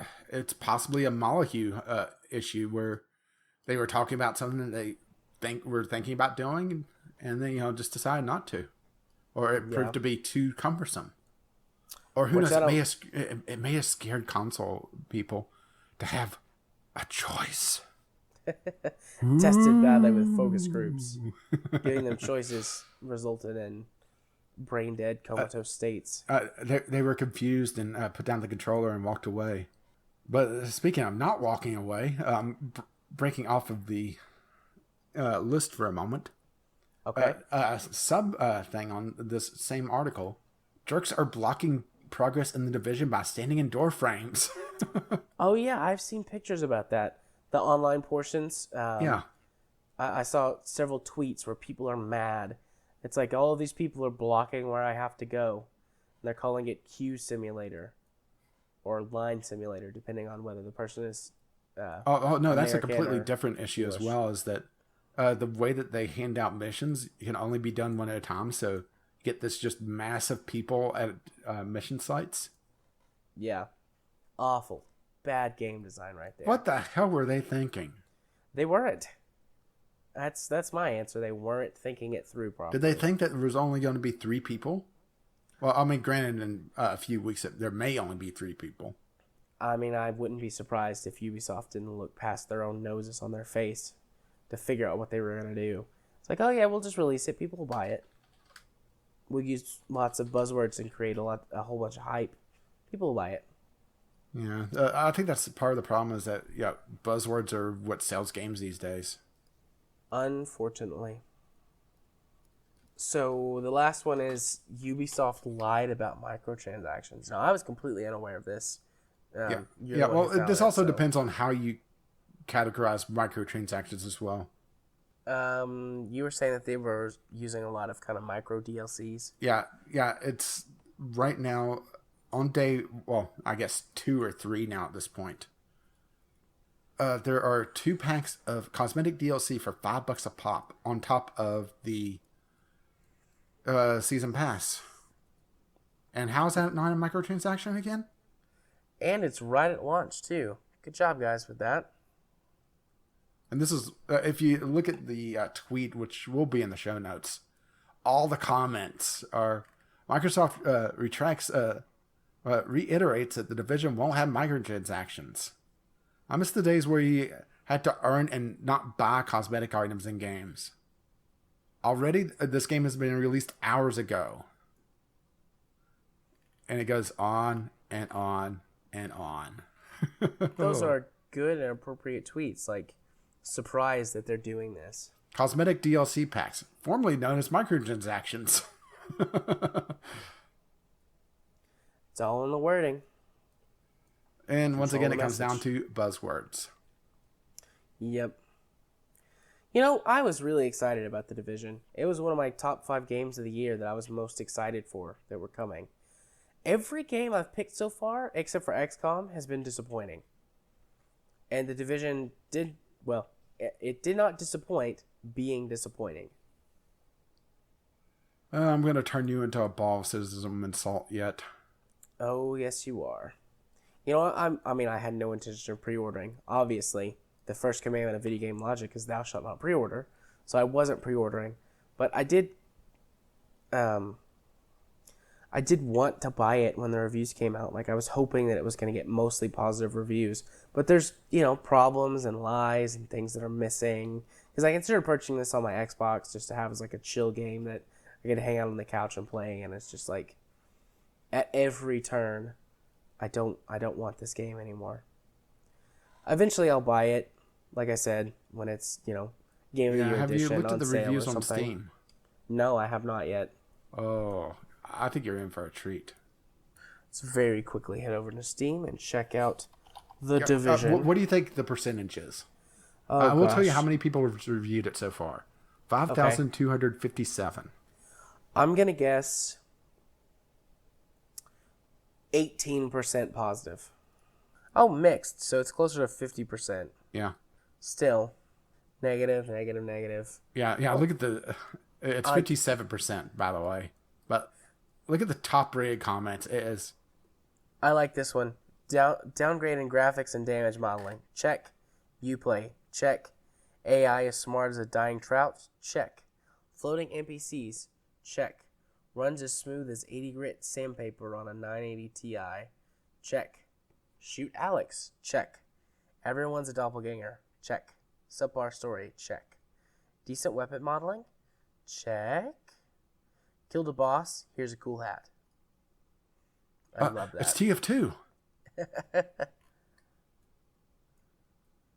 Yeah, when I saw gameplay for this, I was worried about how bullet spongy the NPCs were. Yeah, which it turns out they're very bullet spongy. Like, that has been a comment that's been made several times. Yeah, I decided not to try out the beta, or I should say marketing demo. Right. And it looks like I didn't miss much. Nope. Like I said, I'm sad, but this wasn't 100% unexpected. Ubisoft has a track record of screwing stuff up. Yeah. Did you see about the attempted hostile takeover of Ubisoft? No. Edit this out because I'm looking it up. No, I'm gonna there leave was it in. an attempted hostile takeover by Vivendi for Ubisoft. This was a week or two ago, actually. What was the gist of it that went down? Basically, Vivendi was buying up a ton of shares to try to just hostilely get the majority to be able to take control of Ubisoft. Well, that's one way to do it, I suppose.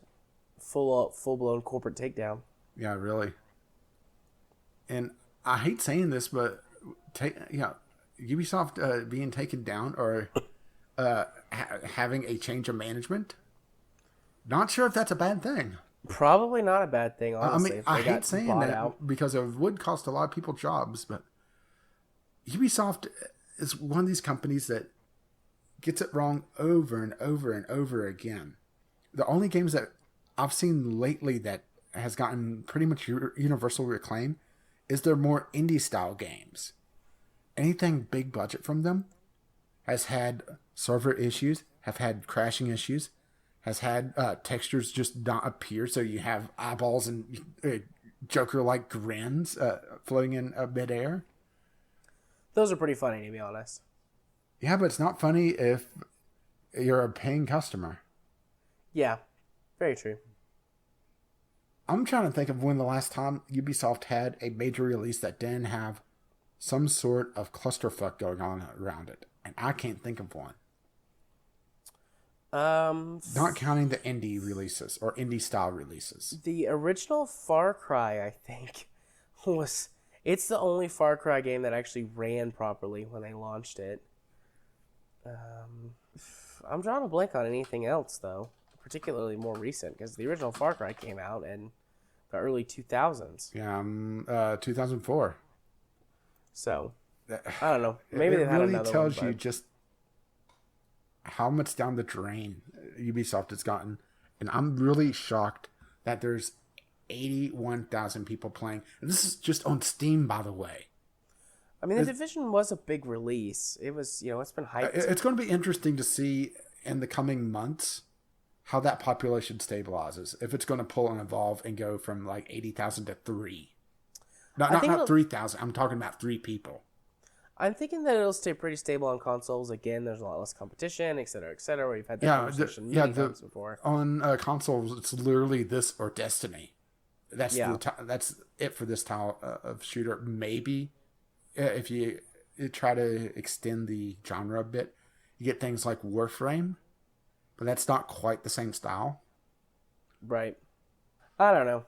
I like having a game to poke fun at, but like I said, I was looking forward to The Division, and I'm annoyed that it was disappointing. But to be honest, can't put anything past Ubisoft. They'll fuck up anything. Bye-bye. Speaking of games to poke fun at, let's see what Evolve's player numbers are right now. What is Evolve's player numbers, Rach? The moment, but then again, it is 1 o'clock in the morning. It has 113 players. Nice. And a peak, a 24-hour peak of 311 players. So it reverses the numbers. Wow, so many players. I'm sure all that Poor DLC Evolve. really helps, though. Oh, yeah. There's enough DLC that maybe it can form a consciousness and be another player. I think if Evolved formed a consciousness, it would see the state it's in and blow its brains out. Ooh, that's intense, but you might have a point there. Of course, I would probably have to pay $10 to get the gun. Gotta have the right skin for it. The exclusive Suicide DLC. Is it really painless? Probably not. Oh, you don't get the reference. No, I'm drawing a blank on it. MASH. I never watched MASH. Ugh. MASH That's something I'm going to have to subject you to. MASH is way before my time. Well, let's just put it this way. A lot of reruns growing up. But yeah, the theme song to MASH is called Suicide is Painless. And there's actually words to it that was from the movie. I see. I'm not the biggest fan of MASH, but I would check it out for you. It's one of those shows that has good moments and a lot of episodes that aren't particularly great. But you could really say that about any long-running show. MASH had a ton of episodes. Yeah, it did. It actually ran longer than the war that it was set in. Yeah, I haven't seen any on TV in a long time, but I remember seeing it when I was a kid. Yeah, and it's on Netflix, pulling it from Netflix on April Fool's Day. Huh. Weird. Yeah, just, old shows that, not many people watch anymore. Yeah. So, I think I'm ready to move past poking fun at Ubisoft. Yeah, or Evolve's hilarious player base. Poor Evolve.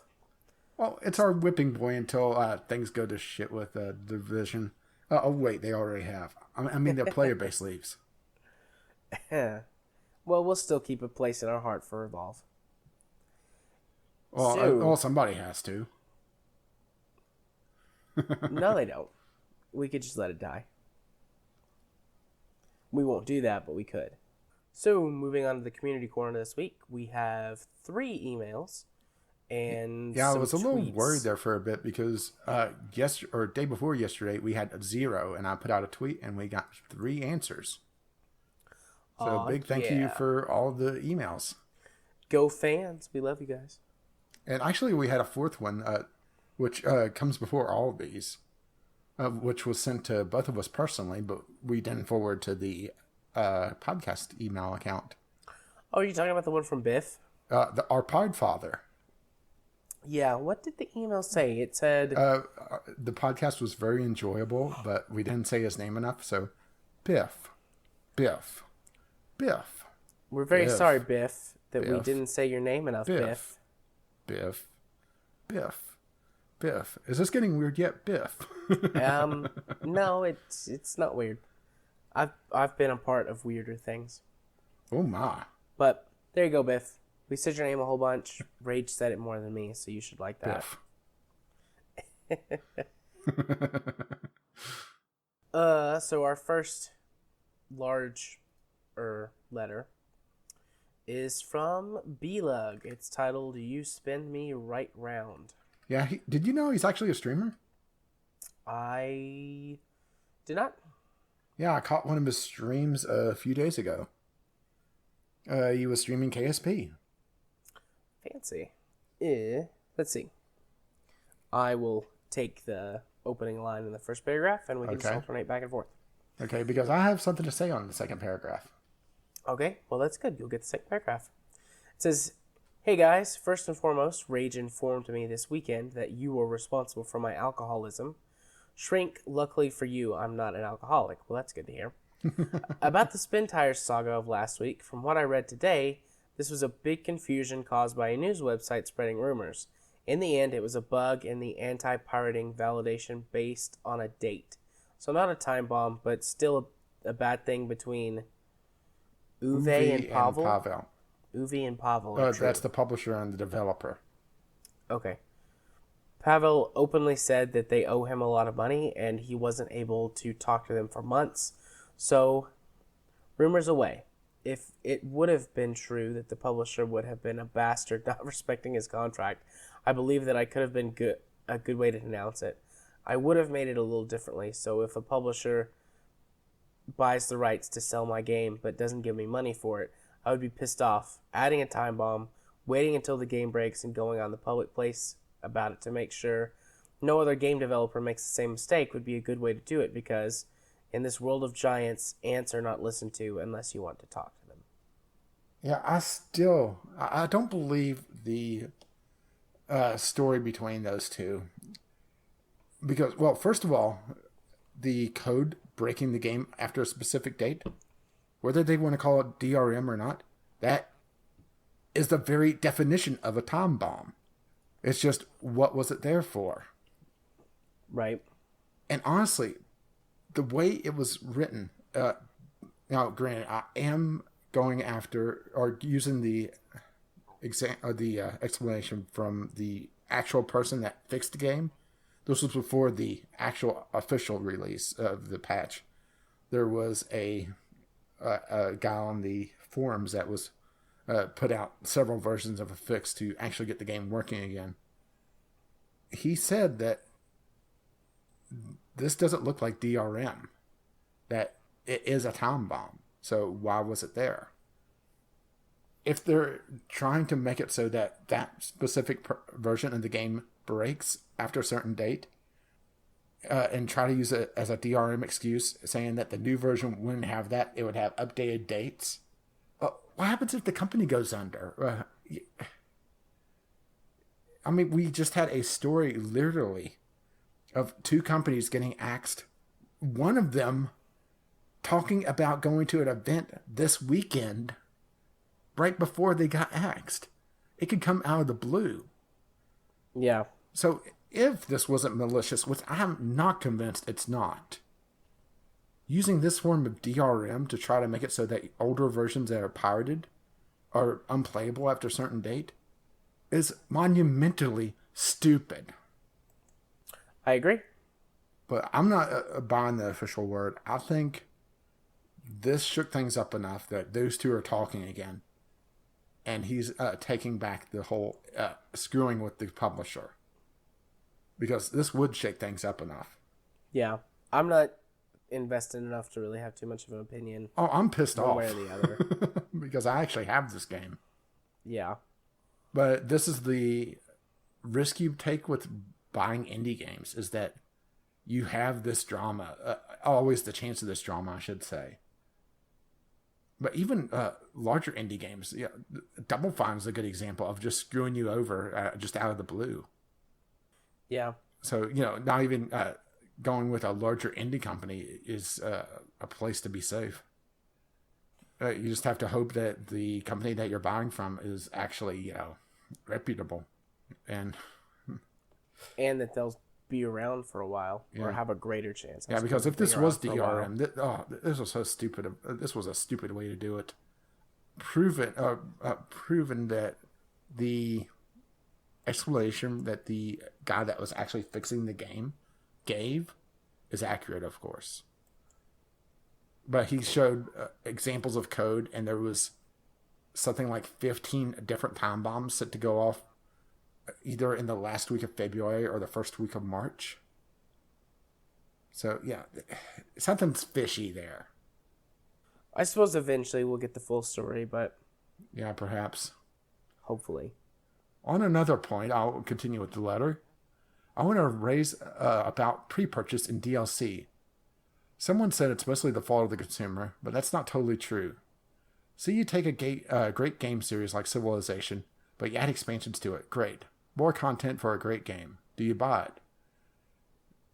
Then Civs comes out along with a great game again and a big expansion set. A little too pricey, but when sales comes, still great.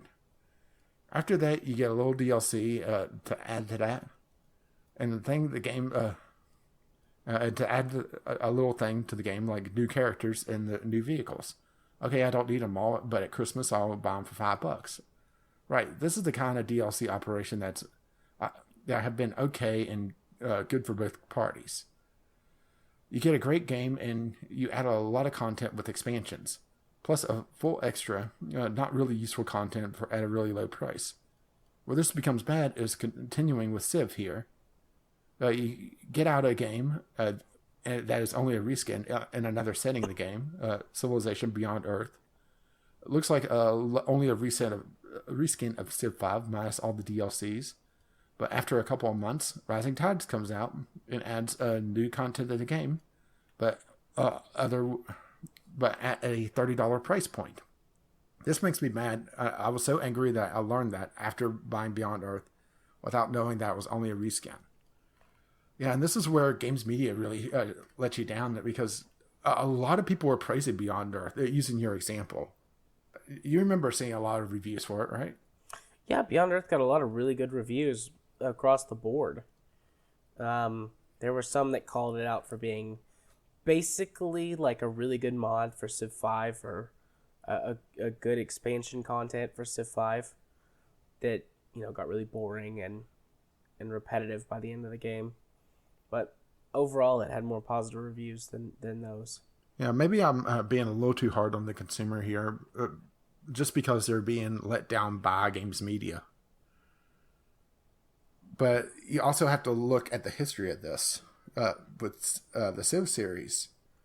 Okay, I don't recall on Civ 4, this was before my time, but with Civ 5, the base game was decent, but it wasn't living up to the previous Civ. Then the expansions came out and made it essentially the full game. And Civ 4... Sorry. Sorry, go ahead. I was going to say Civ 4 was the same way. The original, or the base game of Civ 4 was a decent Civ game, but, aside from the graphical upgrades, not really comparable to Civ 3. And then you got... What was the big upgrade for Civ 4? Beyond the Sword? Yeah, Beyond the Sword. That was the one that really added a bunch of stuff to the game that made it better than Civ 3. And that's how Civ games go. The base version is... Yeah, it's Beyond the Sword, Colonization, and Warlords for Civ 4. I have the full set. Yeah. I just never got into them because, I don't like the basically death ball mechanic for armies. Yeah. But, that's how all the Civ games are. Yeah, you get one. In this case, it's not really being let down. It's just now I have to know the history of the series. And at that point, well, it is still being let down because if you're not familiar with how Civ was, or previous Civs, you're not going to expect that Beyond Earth is going to be essentially the same thing over again, where you're going to have to wait for an expansion or two. Yeah. I think that maybe we are a bit harsh on the whole consumer... Whoa, hit my keyboard there. Maybe we are a bit harsh on the whole consumer responsibility thing, but yeah, I do think that it's on you more than it is on anyone else to do your due diligence and figure out what it is that you're paying for. And I don't know if Civ 5 is the right game to... That there's so much cronyism and patting on backs for game reviewers. Yeah. I don't know if the Civ series is a good series to discuss this over because... Yeah, because of its storied history of doing the same thing over and over again. It would be like talking about the Total War series being broken on launch when it's done that for at least the last half dozen iterations. Yeah, it's broken on launch and then a patch or something comes out that makes it superior to the previous one. Sometimes a series of patches, but, whatever. Yeah, but I'll continue on, and then you can pick up the last paragraphs that says it ties right in. Sure, that's fine. And that's only one case. A lot of games out there force the consumer to buy DLC to get the full game, and to really appreciate what they pay for, which is too much. It's not only the consumer's fault. We want good games, and sometimes we buy them without knowing that it's complete or not. I don't get caught in that too often. I'm more of a waiting guy. Usually I buy my games in bundles with all the DLCs in a sale, but for a very small price. But I have been caught on Civ Beyond Earth and Planetary Annihilation. Oh, that's actually a better example of Planetary Annihilation. Yeah, Planetary Annihilation came out nowhere near the same state that it was promised, and it's still not there. Didn't they release a completely new version? Yeah, they released a completely new version that had some expanded content and stuff in it, and it's closer to what they promised. Yeah, I'm not sure if originally. they gave that to the original buyers or if they gave just a discount. I can't recall which it was. I don't know. I didn't buy it until after that version of the game came out. So Yeah, but Planetary Annihilation, I think, is a better example of this. Even though it doesn't go the DLC route, if I recall correctly, it's just that it came out very lackluster, and a lot of review sites, once again, didn't call them on it. yeah, And how can you educate yourself if games media is really laying you down? You have to really, really dig for, I don't even want to call them honest reviews, but more realistic ones.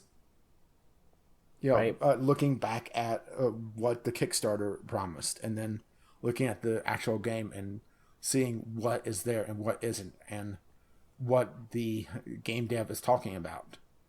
If it's going to be going through the early access program, which I'm pretty sure Planetary Annihilation did, what they're going to do there. It's a very, very involved process, especially with early access games, trying to figure out what the developer is going to do during the early access program. And not a lot of sites cover that.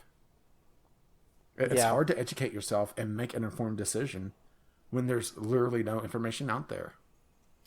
Yeah, and companies don't always release, dev notes or like a lot of information on where the game is at, like what stage and things like that. So it can become extremely difficult. And in those cases, I would say just wait. Just wait until it's actually out and you can read a review about it or multiple reviews. Yeah, we were talking just before the podcast started about the KSP dev notes. Not a lot of game devs do weekly dev notes about what they're working on an upcoming patch. Yeah. You'll get something more like a monthly set of dev notes, like Prison Architect is a good example of this. They'll do a monthly update. And they'll go pretty in depth on what they've worked on. But a lot of times, you're lucky if you get dev notes, to be honest. Yeah. I can only think of a couple of games that do like real regular dev notes. There's KSP. They do weekly dev notes like 99% of the time. Yeah. Even when there's not a lot to talk about, they at least put out something.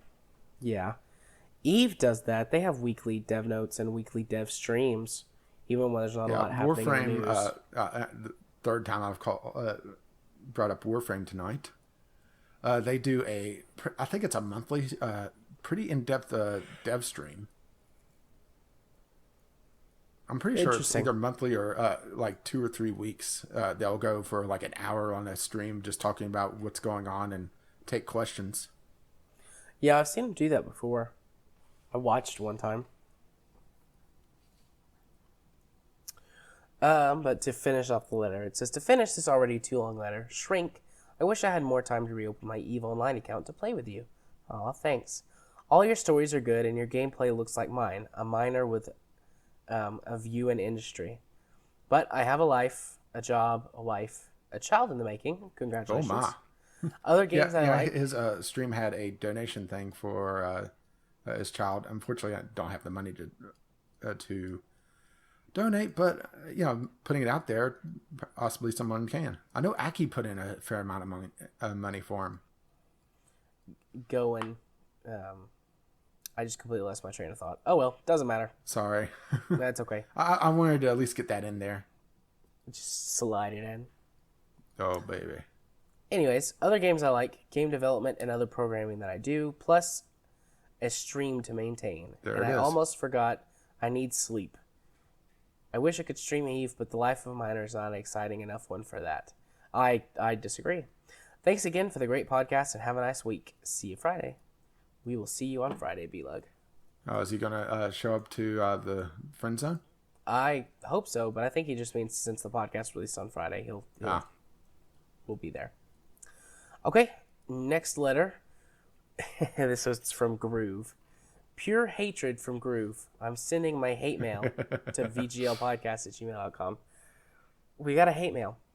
I'll read the first paragraph, or should I read the second one? Read down until he loses his breath. Okay. I was thinking the first paragraph was about me. It says, normally, a letter begins with some nice words to those who receive it. But I won't do this. I won't do this because I'm so angry. I hate you. Yes, I really hate you. Let me tell you why. I was listening to a Kerbal and I heard that you'd start your own podcast. And I thought, oh, hey, that's cool. I like those guys, and I like podcasts, so I should probably listen to their podcast too. For the first few weeks, everything was fine. I listened to you and appreciated your podcast, but then everything changed. Just as every day I would start your podcast and think it would be a nice drive. I mostly listen to podcasts while driving or gaming. And it was a really nice drive until this guy. I won't say his name here. Maybe I should just call him he who must not be named. Started to talk about... Unfortunately, no, I'm not Scott Manley. I'd have a way better accent. Hello. Anyway, started to talk about the game that we all know as Eve.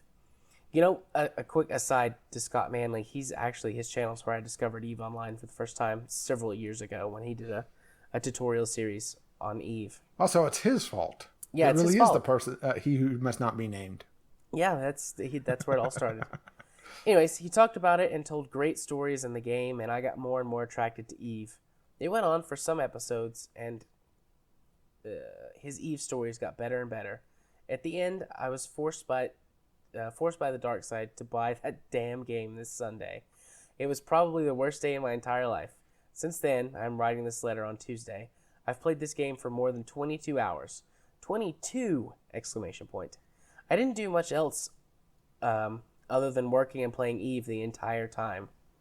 And that's not all. I just listened to episode 8 where this other guy, won't name him either, talks about Boosters and Space State podcasts, and he mentions those two guys he was chatting with.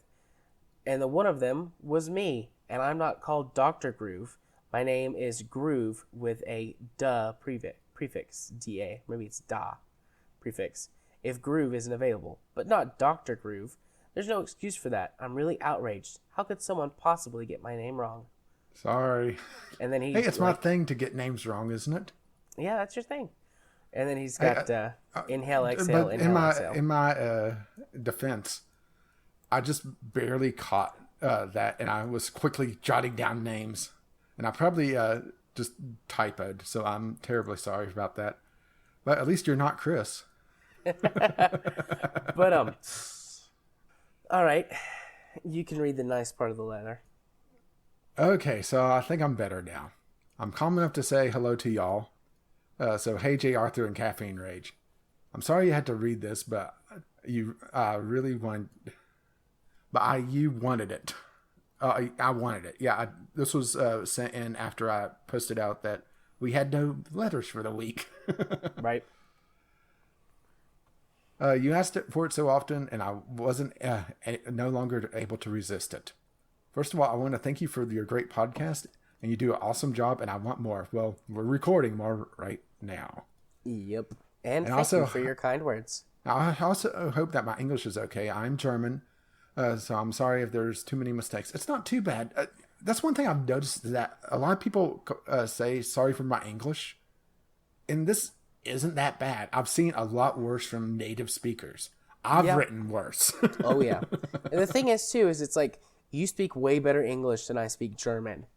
Yeah, very, yeah. Yeah?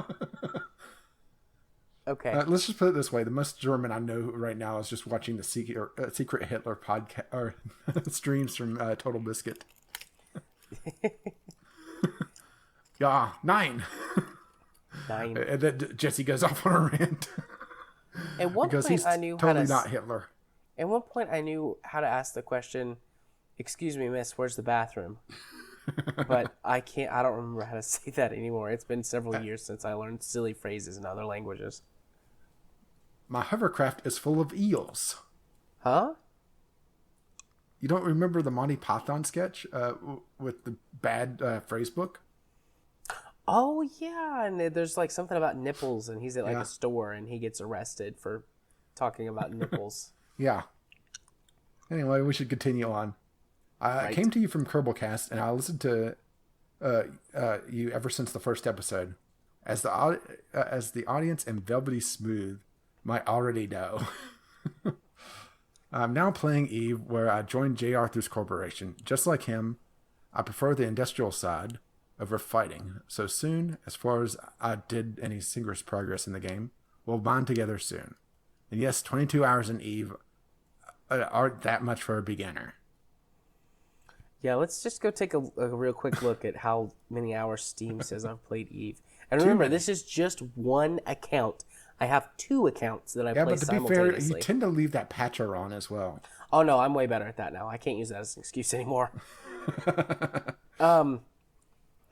According to Steam, I've played Eve for... You want to take a guess at how many hours? I'll give you a hint. It's less than 1,000. 999. A little bit less than that. 998. 705 hours. Oh, damn, that's what I was going to guess next. And that's for just this one account. I have 2 that I play simultaneously. So it's probably closer to 12 or 1,300. Well, when Katie kicks you out, I'll leave the recliner open for you. Oh, thanks. I'll just drive to your house and play Eve there instead. I hope you chip in on the bandwidth, because remember, I have a data cap. Yeah. Good point.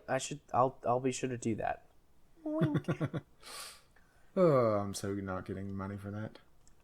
I'm also quite a decent Kerbal player, as I've spent 500 hours, and I did a lot of things in the game, like a lunar refueling station for deep space missions, or a Falcon 9 style rocket with recovery of the first stage.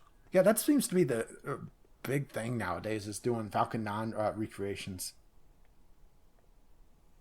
And see, the closest I could get to a recreation of Falcon 9 is the first stage exploding.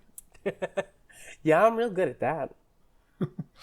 Granted, I do use stage recovery, so I could probably do it a lot easier with that. But so that's about all for me for now. You might hear it from me again, or you might find me in several Kirby-related Twitch streams. Homer to your mobile, which is a thing from Kerblecast, yeah. Which is yeah, we're gonna have to figure out what YouTube is butchering on our end for closed captions. Well, we'll have to turn closed captions on, but I'm sure there's something. Yeah. So I was saying earlier that Groove joined my corporation, and we've had some lengthy chats, and I've been teaching him things about the game, and it's been a lot of fun. It's good to have more people in there that I know, like the people that. The random people that I joined up with for the corporation, they're nice and they're cool and all, but I don't actually know them. And like I know Groove from Kerblecast, so it's nice to have someone else in there that I know. That was it. Yeah, I don't really have anything to add to that. Yeah, all right. More, I know some of these words. So then let's move on to our third and final letter. Yeah, which is an audio letter from Kimis, who was nice enough to send me raw audio, which I hope that works better. I suppose we'll see. Oh, you talked to him. You didn't mention that you were having editing issues. Partly my fault, but also you had a issue with his one of his audio letters, didn't you? Yeah, one of his audio letters just wouldn't work. Thankfully, it was the short one, so I could very easily read the script and just put that in its place, which is what I did. But for some reason, it just would not. Podcast. Yeah, it just would not import into Audacity. It kept like failing, or it would import and Audacity would crash.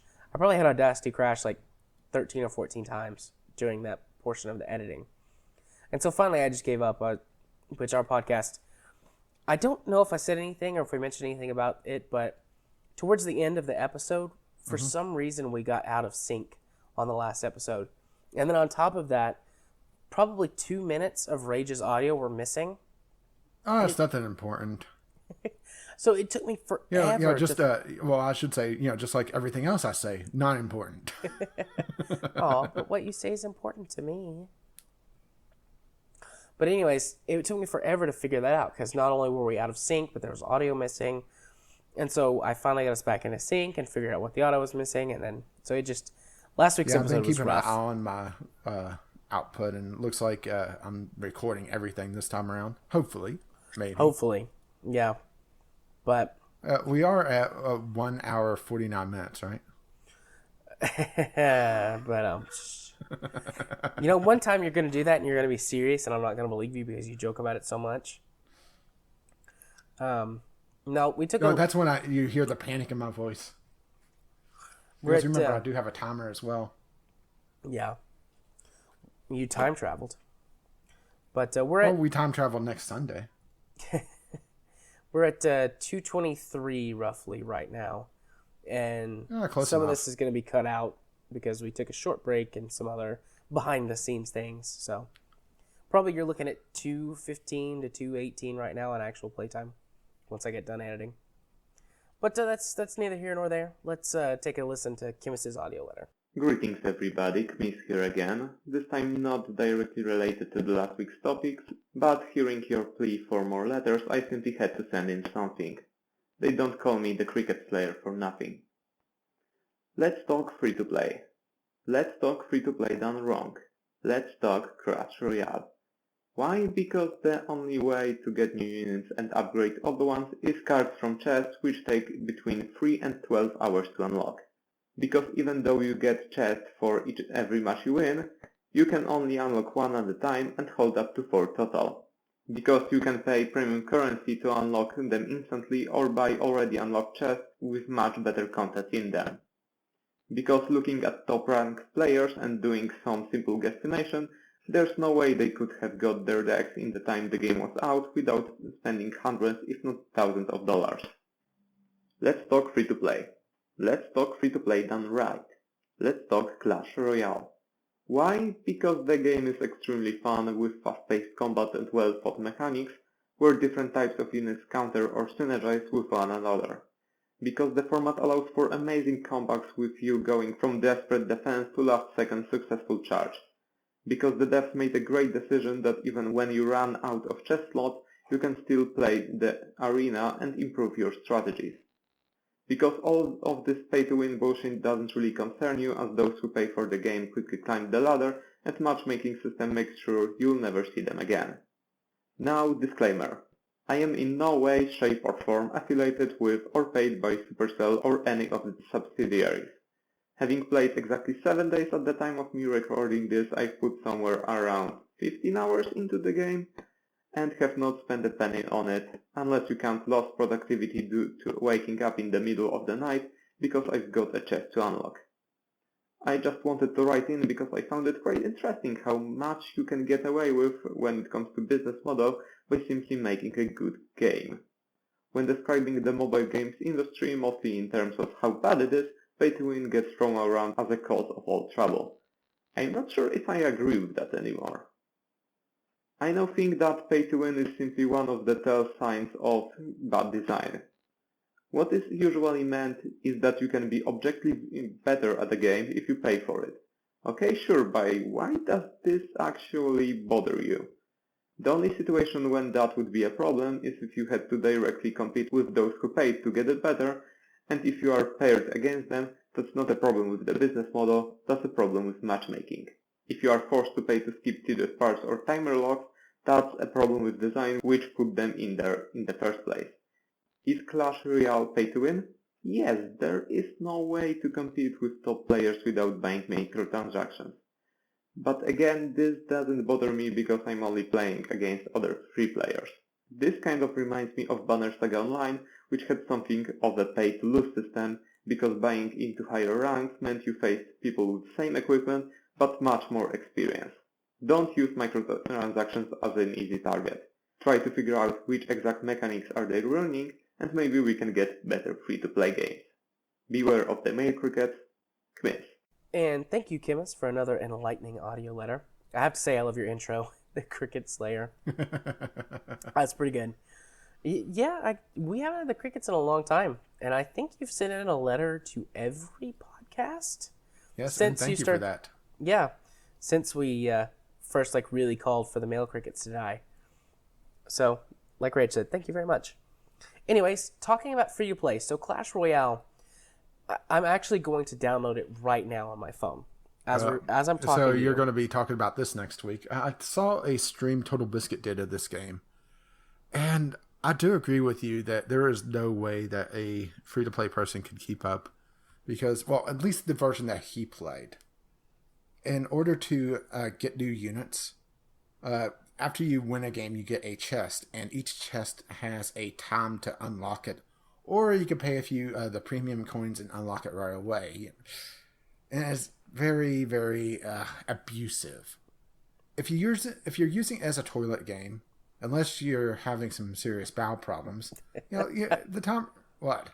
Nothing. Just you talking about your bowels. Unless you're in the bathroom more than like once every couple hours, the timer's not going to really matter all that much if you're using it as a toilet game. It's a strategy. I want to put it like a cross between a real-time strategy and Hearthstone because it uses a card system. If it's the Clash Royale I'm thinking of course.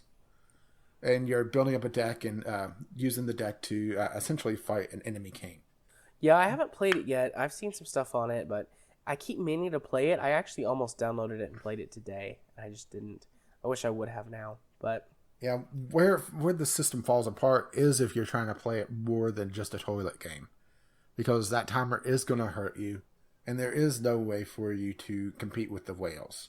Because they are literally buying power, and I will agree that it's at least somewhat pay to win. It's about the pay to win as Hearthstone is, where there's no way to really compete against someone that has all the cards unless you have a really good deck built. Right, a good deck or and even a good net deck requires certain epic cards, certain legendary cards. So you're having to craft those, and that takes a lot more resources than if you're just putting down $50 and getting a ton of packs. Right, because odds are out of that ton of packs, you'll be able to get one of them anyways. So you're in a weird area of pay to win. It's not completely pay to win because you're not directly buying the power. You're buying a chance at the power. But at the same time, it's not exactly friendly to the free-to-play players at all. It's a weird in-between. And I will agree with you that pay to win or blatant pay to win is indicative of at least a flawed game mechanic somewhere, if not just the game developer just wanting to just screw you over. Yeah, I'm going to play it this week, and I'll report on it next week and tell you just how accurate the pay-to-win stuff is. I mean, I think he's spot on based on what I know about the game so far, but I'll bring some first-hand experience to the table next week. Yeah, granted, I only saw I think it was a pre-release build that Total Biscuit streamed that was only available in a couple of countries. That wasn't a pre-release build, I don't think. I just think that for some reason it released in other countries before the United States. It released in certain countries, but not the United States yet, or something. It was something weird. And I didn't catch all the stream, but I saw that he put in a bunch of money to basically, buy the power, and was skipping multi-hour unlocks of crates. Right. We'll see. I do think it's got some of those elements of buying power, and I do agree that, like he said towards the end, that buying power is a clear, awful game design element. But, for these free-to-play games, use it, sadly. Yeah, and it's very prevalent in mobile games, and part of the reason why I'm a little hesitant to play mobile ports. That and it misses quality of life things usually that you kind of expect in direct or games made for the PC market or made for the console market. Yeah. There's a lot of positive aspects of mobile gaming, but buying power and coming from a free-to-play market, a lot of the mobile free-to-play influence is I think, negative on the larger gaming sphere. I mean, we see that kind of stuff coming into more traditional AAA type games and stuff like that, which kind of what you were just saying, but, just my take on it. We'll see how it goes. Like I said, I'll play it this week and bring some first-hand experience to the table for next week. Yeah, this is going to be interesting. Yeah. I actually was looking forward to it. I just haven't got around to playing it yet because I played quite a few other games this week. But that wraps us up for the letter. No. Let me. That wraps us up for the letter portion of Community Corner. Now let's go over to Caffeine Rage for the tweets. I thought you were leaving the Community Corner already again. No, I remembered this week. I just was kind of making an official transition. Oh, well, that's a first. Yeah, I know. Put a little effort in this week. I have a few tweets. Haywood Floyd, in response to episode 9, just finished. I just finished episode 8.5. Well, they tend to come out every week or so. Every week, usually. And then he said, I couldn't agree more with your rant about Nintendo in response to 8.5. Which one of us was ranting about Nintendo? Remember, this was 2 weeks ago now.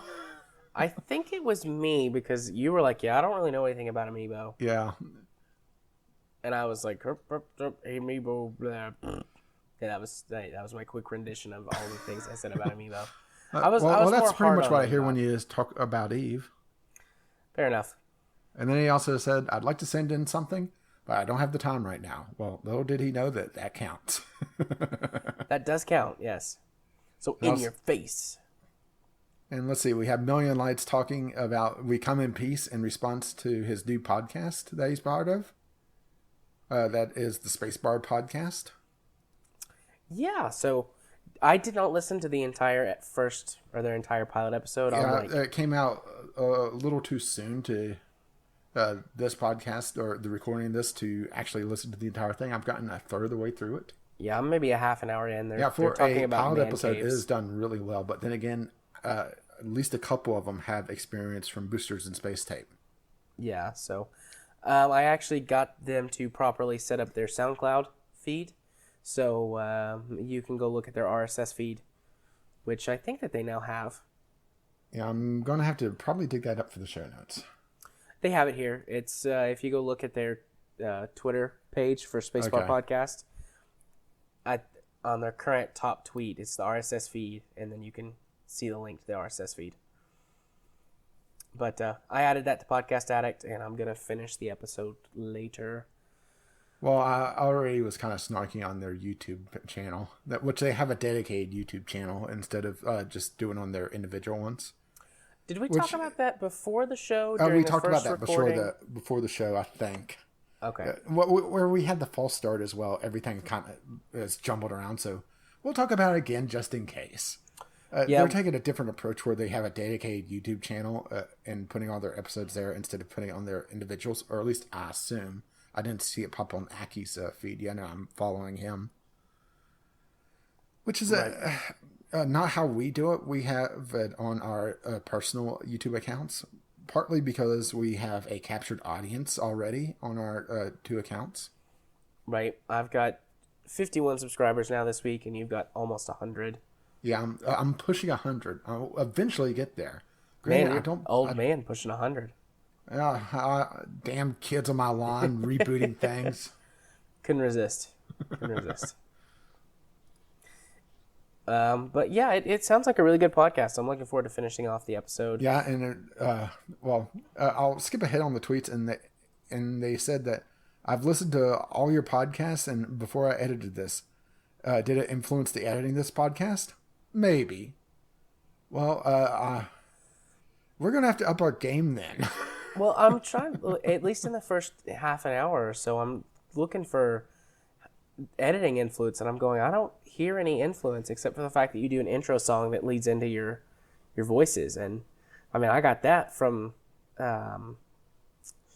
quality control from Polygon, and I'm sure they got it from someone else. It's not. Yeah, and the only thing that is different on my end, whenever I put it on YouTube, is that I do a nice fade on that. Because it's kind of just jumping in instead of a fade in. Yeah, the song just starts, it fades out, and then it fades in. Yeah, see, I do a proper fade in on it. Yeah, I don't fade it in. I just start it loud and proud. Bam. And that's the difference between the 2 versions. Yeah. I don't know. There might be some other editing influences in there, and if Aki or any of the other guys, I think we're going to have to actually get some proper transitions listening to them. Yeah, we need some. I've considered doing it before, but I've said multiple times, like, I'm very busy and also I'm lazy.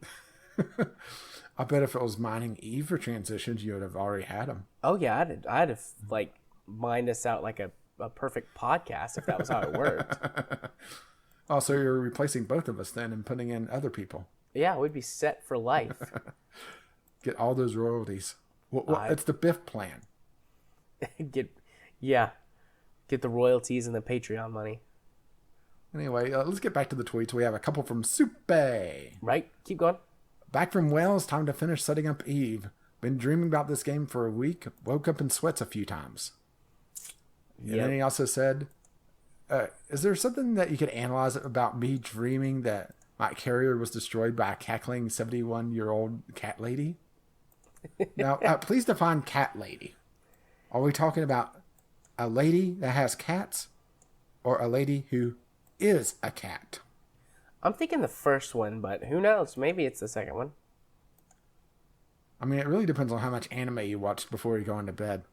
Yeah, and fair also, is she shooting the cats at you? Because that is a very important thing to analyze. You know, I tweeted back to him like just a quick funny response. I was like, something along the lines of, it sounds like you're carrying the appropriate amount for this.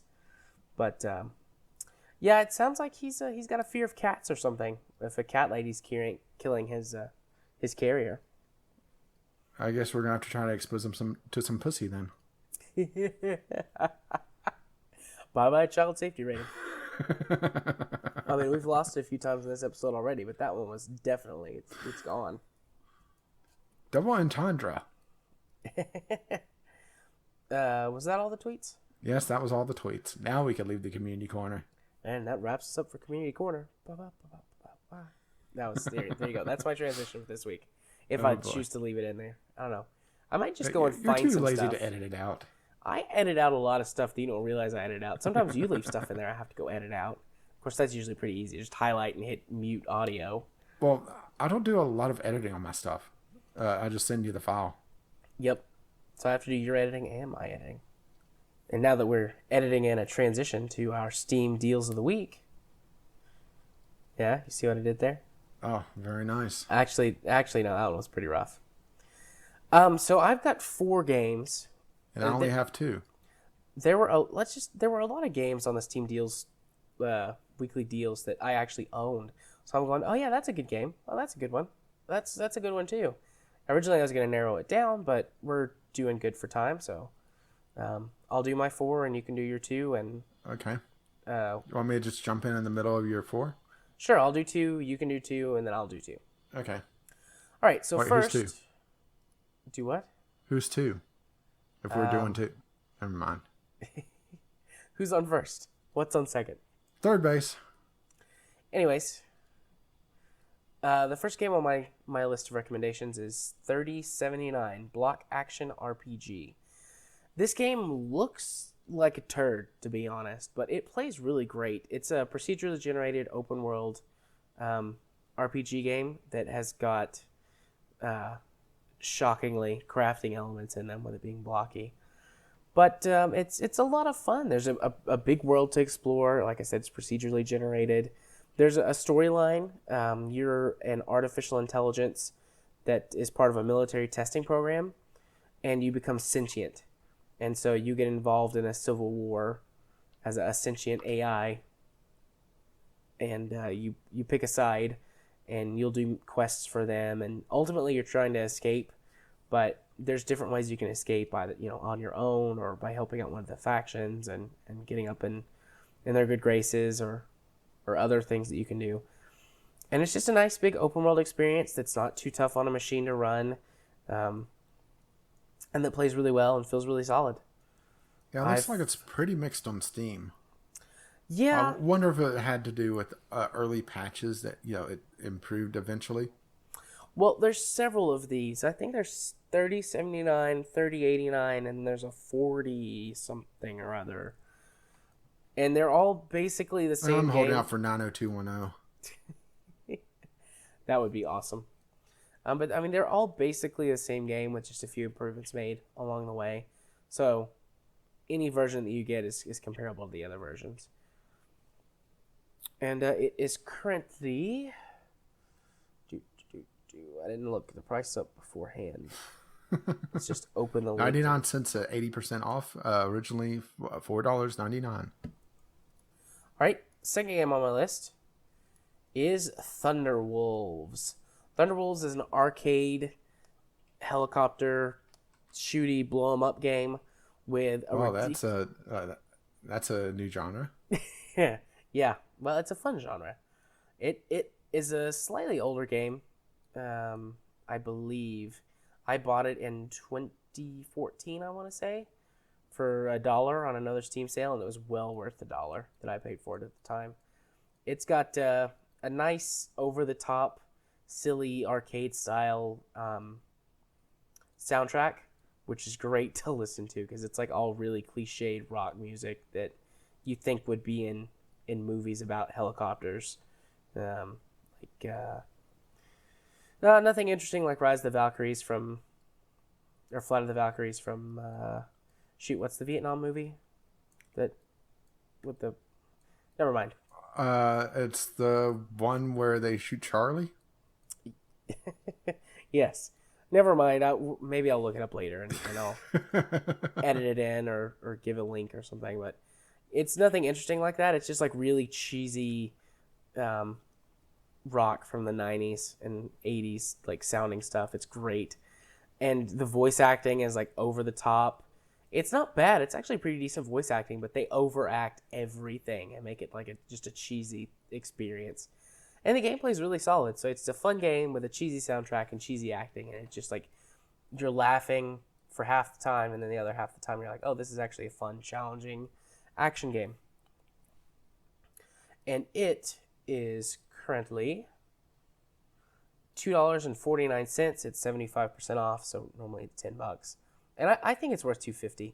If you're just looking for some nice action and a nice action arcade game to distract you for a little while that's a little bit over the top and silly, this is a game for you. Okay, it's my turn. It is your turn. Okay, my first one is Please Don't Touch Anything. I talked about this one before when I picked it up in the Steam Winter Sale. It's sort of a puzzle game, but it's also plays a bit more like just a toy, something to just jump into and mess around with a few minutes. Essentially, the closest thing to a toilet game that you could get on PC. Oh, yeah. Yeah, granted, lugging your computer into the bathroom is probably going to be tough if you're not on a notebook or something. But that's beside the point. Essentially, you're set down at a console, and you're told not to touch anything. And there's this giant red button. This shiny button. And of course, you have to touch it. It has, I want to say, 20-some different things that could happen whenever you do various things to the console. Such as if you press the button, it opens up this panel with a switch. If you flip the switch and press the button, something goes off. Or if you flip the switch, something else happens. And it's very... it has this whole thing where you're trying to figure out what will cause the next thing to happen, which is where it kind of falls in between the genres of just a puzzle game and just a video game toy. But it's interesting, and it's very cheap. It is only $1.49. Even without discount, it's $5. It's 70% off right now. Yeah, last time we talked about it, I added it to my my wish list for my games on Google Play, the Play Store. Mm-hmm. I still haven't got around to buying it yet, but it looks like a great game, like perfect for a mobile device. Yeah, it's probably not ideal for PC just because, it's more of, just sit down and just toy with something while you're waiting in line or something. Right. But if, you want something to just goof around with for, 5-10 minutes, it's a pretty good pick. I will say that if you decide just to cheat and use a god, you could probably beat the game in 30 minutes and get all the endings. But, that's not fun. This type of game really thrives on the discovery. Right. Okay, and now let's get to the bad game. Okay, what's your bad game? Not GTA 5. Not GTA 5. Or not GTA V, depending on how you want to pronounce it. Okay. I want you to go look at this game. Oh, that's actually the name of the game. I thought you were making a joke of some No, kind. I'm not making a joke. That is literally the name of the game. Is it on Steam? It's on Steam. Not GTA V. Well, it's only 74 cents. Yeah, and that is a waste of 74 cents. Take a look at the screenshots on it. I give games a pass for not being great on gameplay or art style if they try something different. This is literally just a Snake game. It is terrible. Look at the screenshots, and these look awful. Yeah. And the video, like, just watching it on mute, good lord. It hurts my eyes, like the little, I don't know, caterpillar-looking thing, like, rolling across the screen. Yeah, now, where they try to play it off, well, they first of all say it's a parody, which actually got DMCA'd by Rockstar for a short time and pulled from Steam, is that they say that they're not making money on it. They're giving everything to charity, profit-wise, to a charity called Pure Productions, where the dev team met one another. And honestly, I say just, if you want to give to charity, give to the charity directly and not get this turd of a game. And the fun part is that they're making a sequel called COD. Wow. I am massively excited for that. Just that one isn't looking like it's an improvement. Oh, I have to go. Okay. From Jim Sterling. Definitely one of the most British games I've ever played. And that's like, they bet that in the review like it's a positive thing. I have to go see if Jim Sterling did like a Jimpressions or something of this game. Not right now, but I have to go check that out. COD is essentially, it's not out yet, but it is painful looking. Yes, it is. I don't know. It looks like it might be silly or stupid to play on stream for like 2 hours and be like, haha, look at how bad and stupid this game is, and then like the joke would wear off. Yeah, well, I didn't include it in the list, but there was actually a developer that basically quit his game this week because of PewDiePie. Or have you seen that one? I think I saw the news headline, but I haven't actually seen the article. Yeah, it's not really worth diving it too much into. Basically, guy makes Animal Simulator, gets PewDiePie's attention. PewDiePie talks about how bad the game is, which is actually a shock considering PewDiePie. Yeah.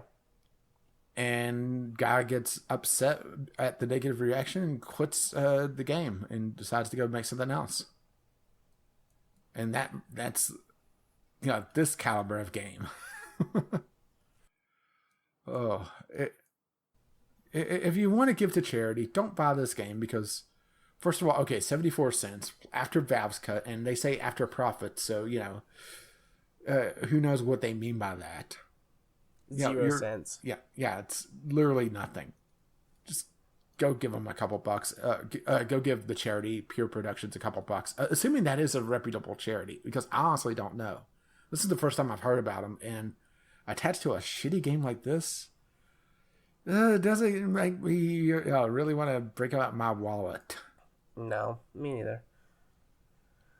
But a game that does make me want to break out my wallet, if I didn't already own it, would be Hegemonia, the Stolen Heritage.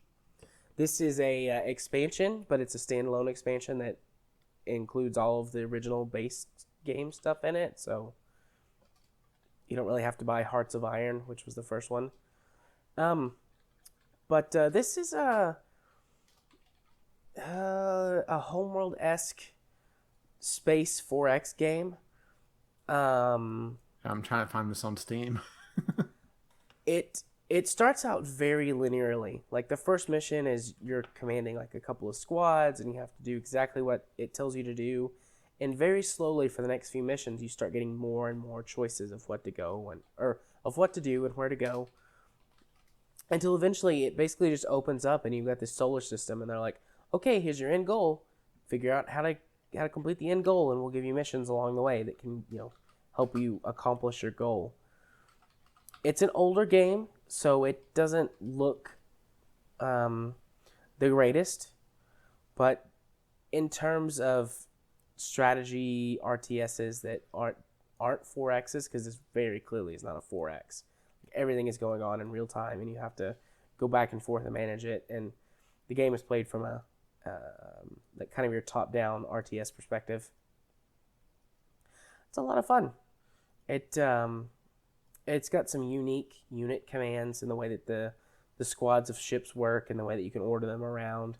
It's difficult to explain, but playing it, you'll be like, oh yeah, this doesn't really feel like any other MMO I've ever played. And it's a good fun game all around. Again, it fills a niche that isn't serviced anymore by newer games, really. So it gets to soak up the glory.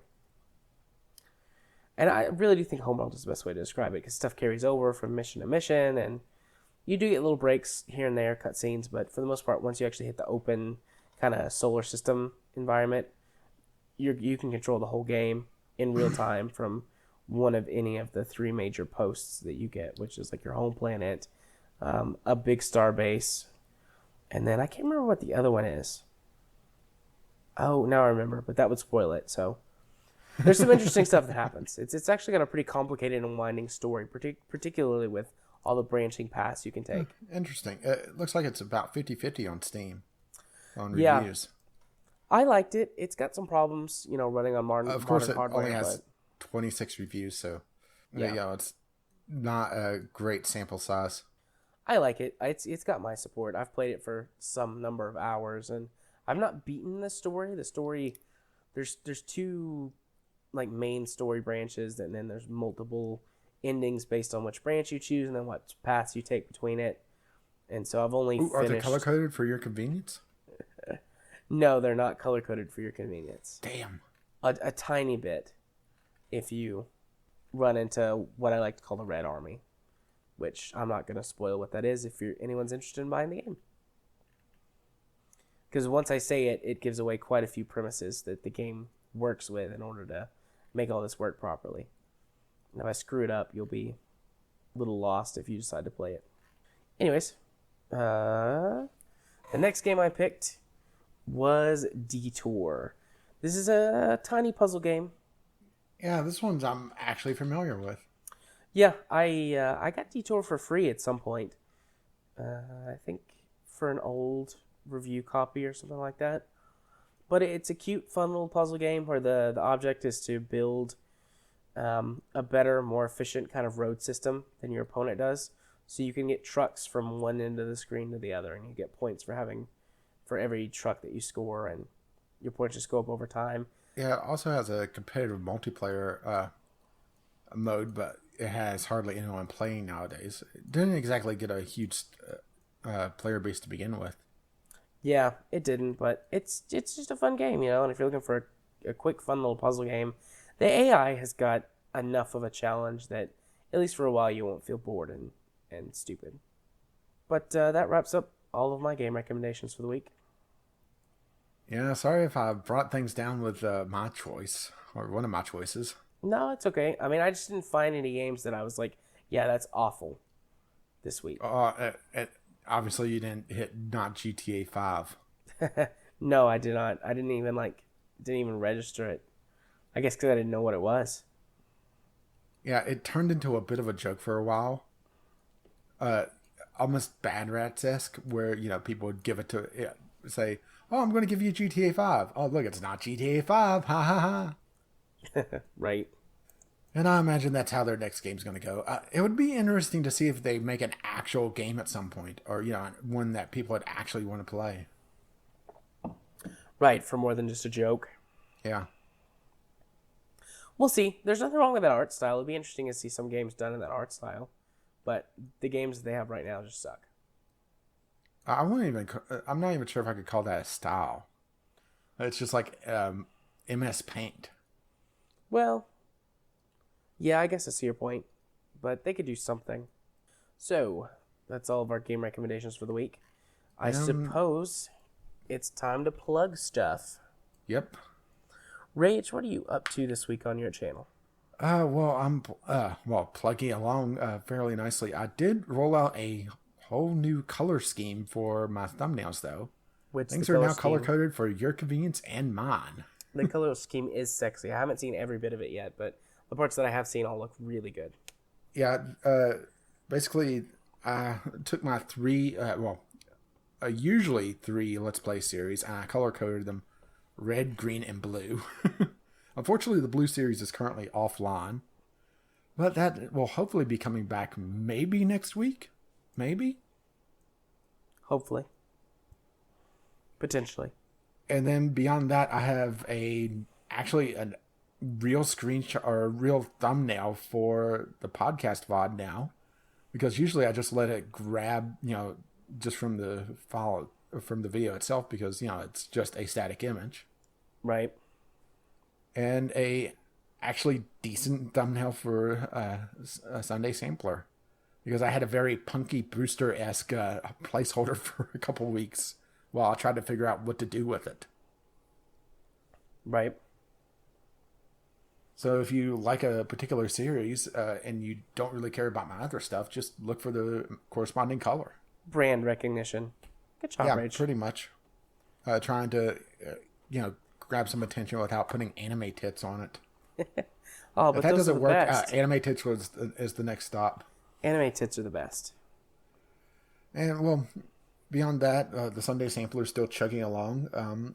I haven't decided what I want to play yet. I have a couple possibilities on it. Right. Actually, it's not going to be this week, but I'll tease this one. I'm not sure if I'm going to play it. Is that I just got a review code for a Ben 10 game. That sounds awesome. Yeah. If you don't play that, I would like to play it. Unfortunately, I already used a code. Oh, sad day. But, okay. Yeah, it's, I'm pretty sure it's not out yet. It is Ben 10 Game Generator 5D. Huh. Okay. And it doesn't even have a store page up yet. And I don't have any knowledge of the Ben 10. I know it's a cartoon series. And that's actually about all my knowledge of Ben 10. I watch cartoons a lot more than I probably should. And not just because cartoons get me for grown-ups, but because it's like, well, I should be working right now, actually, but I'm just going to watch this cartoon instead. Or play Eve instead. Well, that's your excuse for watching Curious George, isn't it? I love Curious George, man. Such a good show. show. I lived through his administration. I don't want to see any more. Ha ha. Getting a little political today. Indeed. And where can they find you? Well, I was going to say, outside of the Sunday Sampler, Darksiders, and I just recorded the last episode of SteamWorld Dig as well, which will be coming out in a couple of weeks. Fancy. Yeah, I've seen a few episodes of SteamWorld Dig. Yeah, that's like your jam, isn't it? All the mining. It is my jam, and they're good videos too. I'm referenced to you a few times in that series, by the way.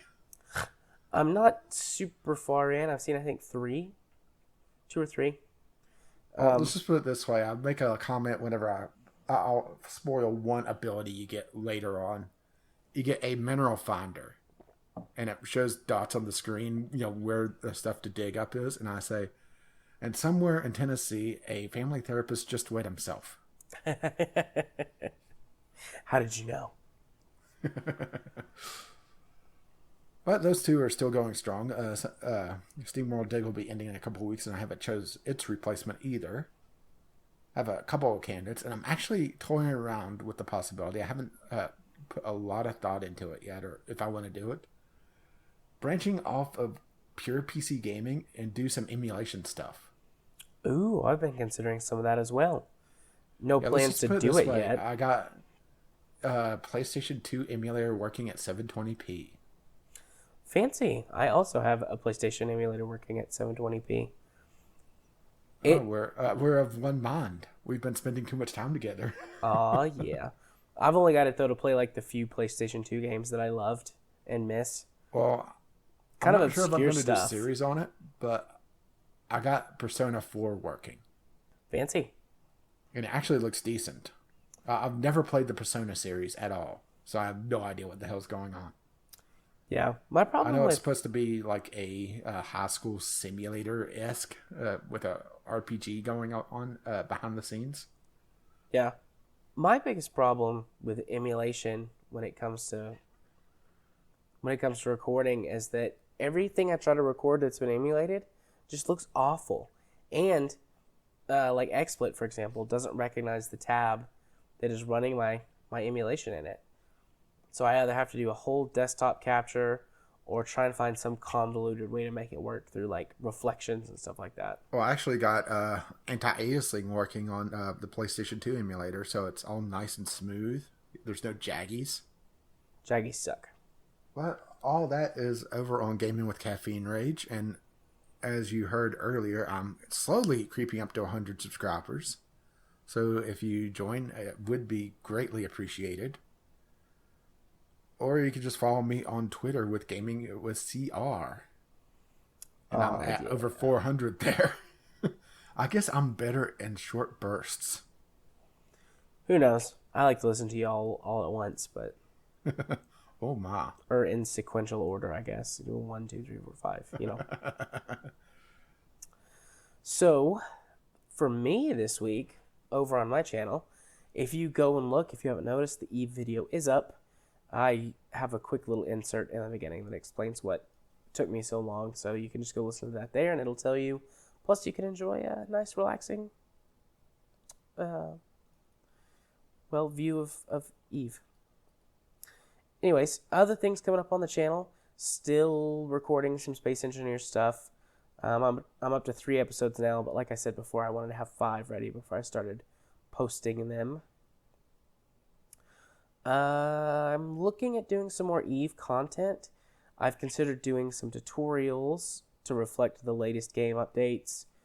I've also considered just kind of recording and then talking over it, what's going on, and giving some post-commentary. I think that would be fun. And here I'm mining an asteroid. Here I'm mining an asteroid that has the Ridge tag in front of it, which means it has 10% more minerals. Isn't that exciting? And now let's go back to the space dock. Back to the studio.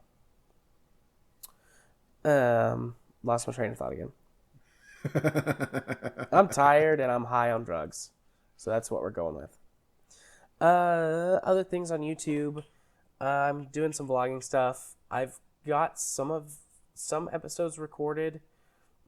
Just some random stuff. I'm trying to establish a recording schedule for actually doing real news topics and things like that to discuss while vlogging. Yeah, getting a schedule is really important for YouTube, even if it's just once a week. Yeah. So far I'm not there yet, but I'm working on it. I'm hoping to have that done in the next couple of weeks. And I'm going to reveal one of my big plans. Once I'm over this head cold and my voice goes back to normal, I'm going to start recording. And I've mentioned this to you before. I'm going to start recording children's books. You brought that up before. I don't intend to monetize them. I might test a couple and just see what happens, but I figure that they will be copyright struck down immediately or relatively quickly. But I just had this idea. Can I make a request?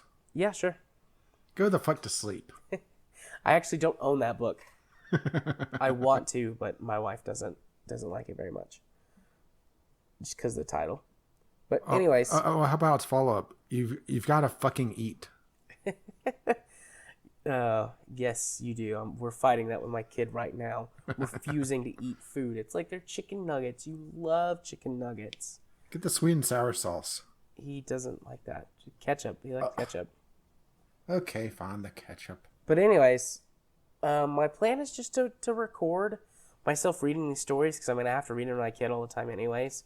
And I just was like, there's not very many children's stories out there on YouTube, but this would be neat. And I'm hoping that it will drive some traffic towards my channel.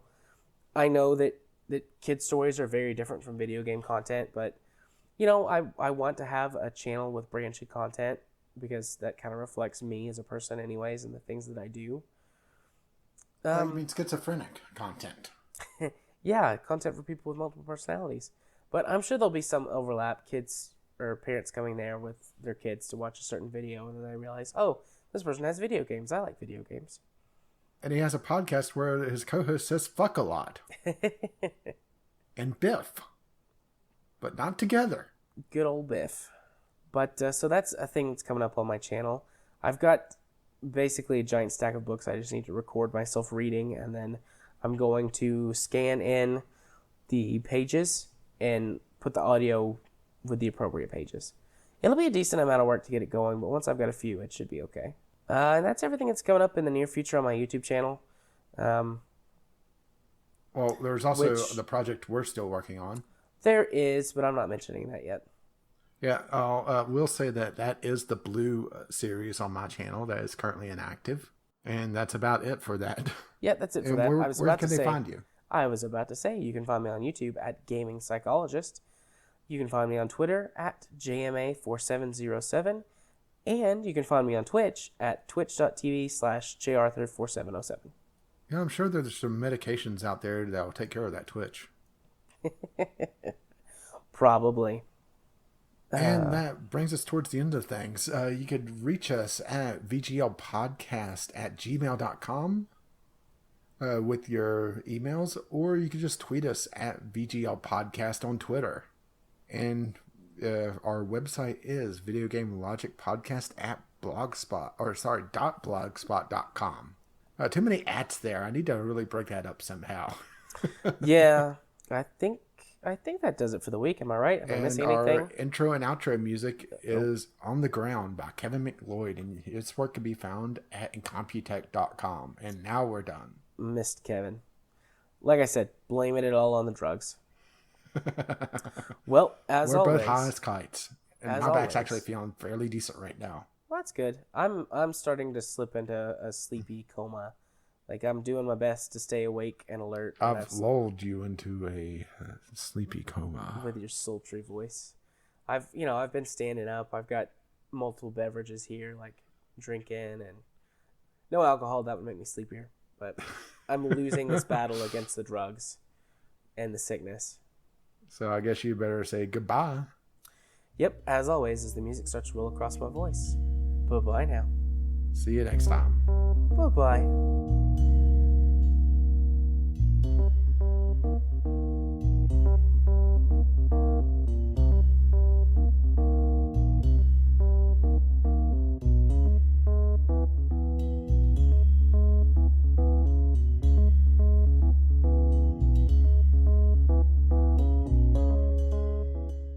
Yeah, that's how I feel right now.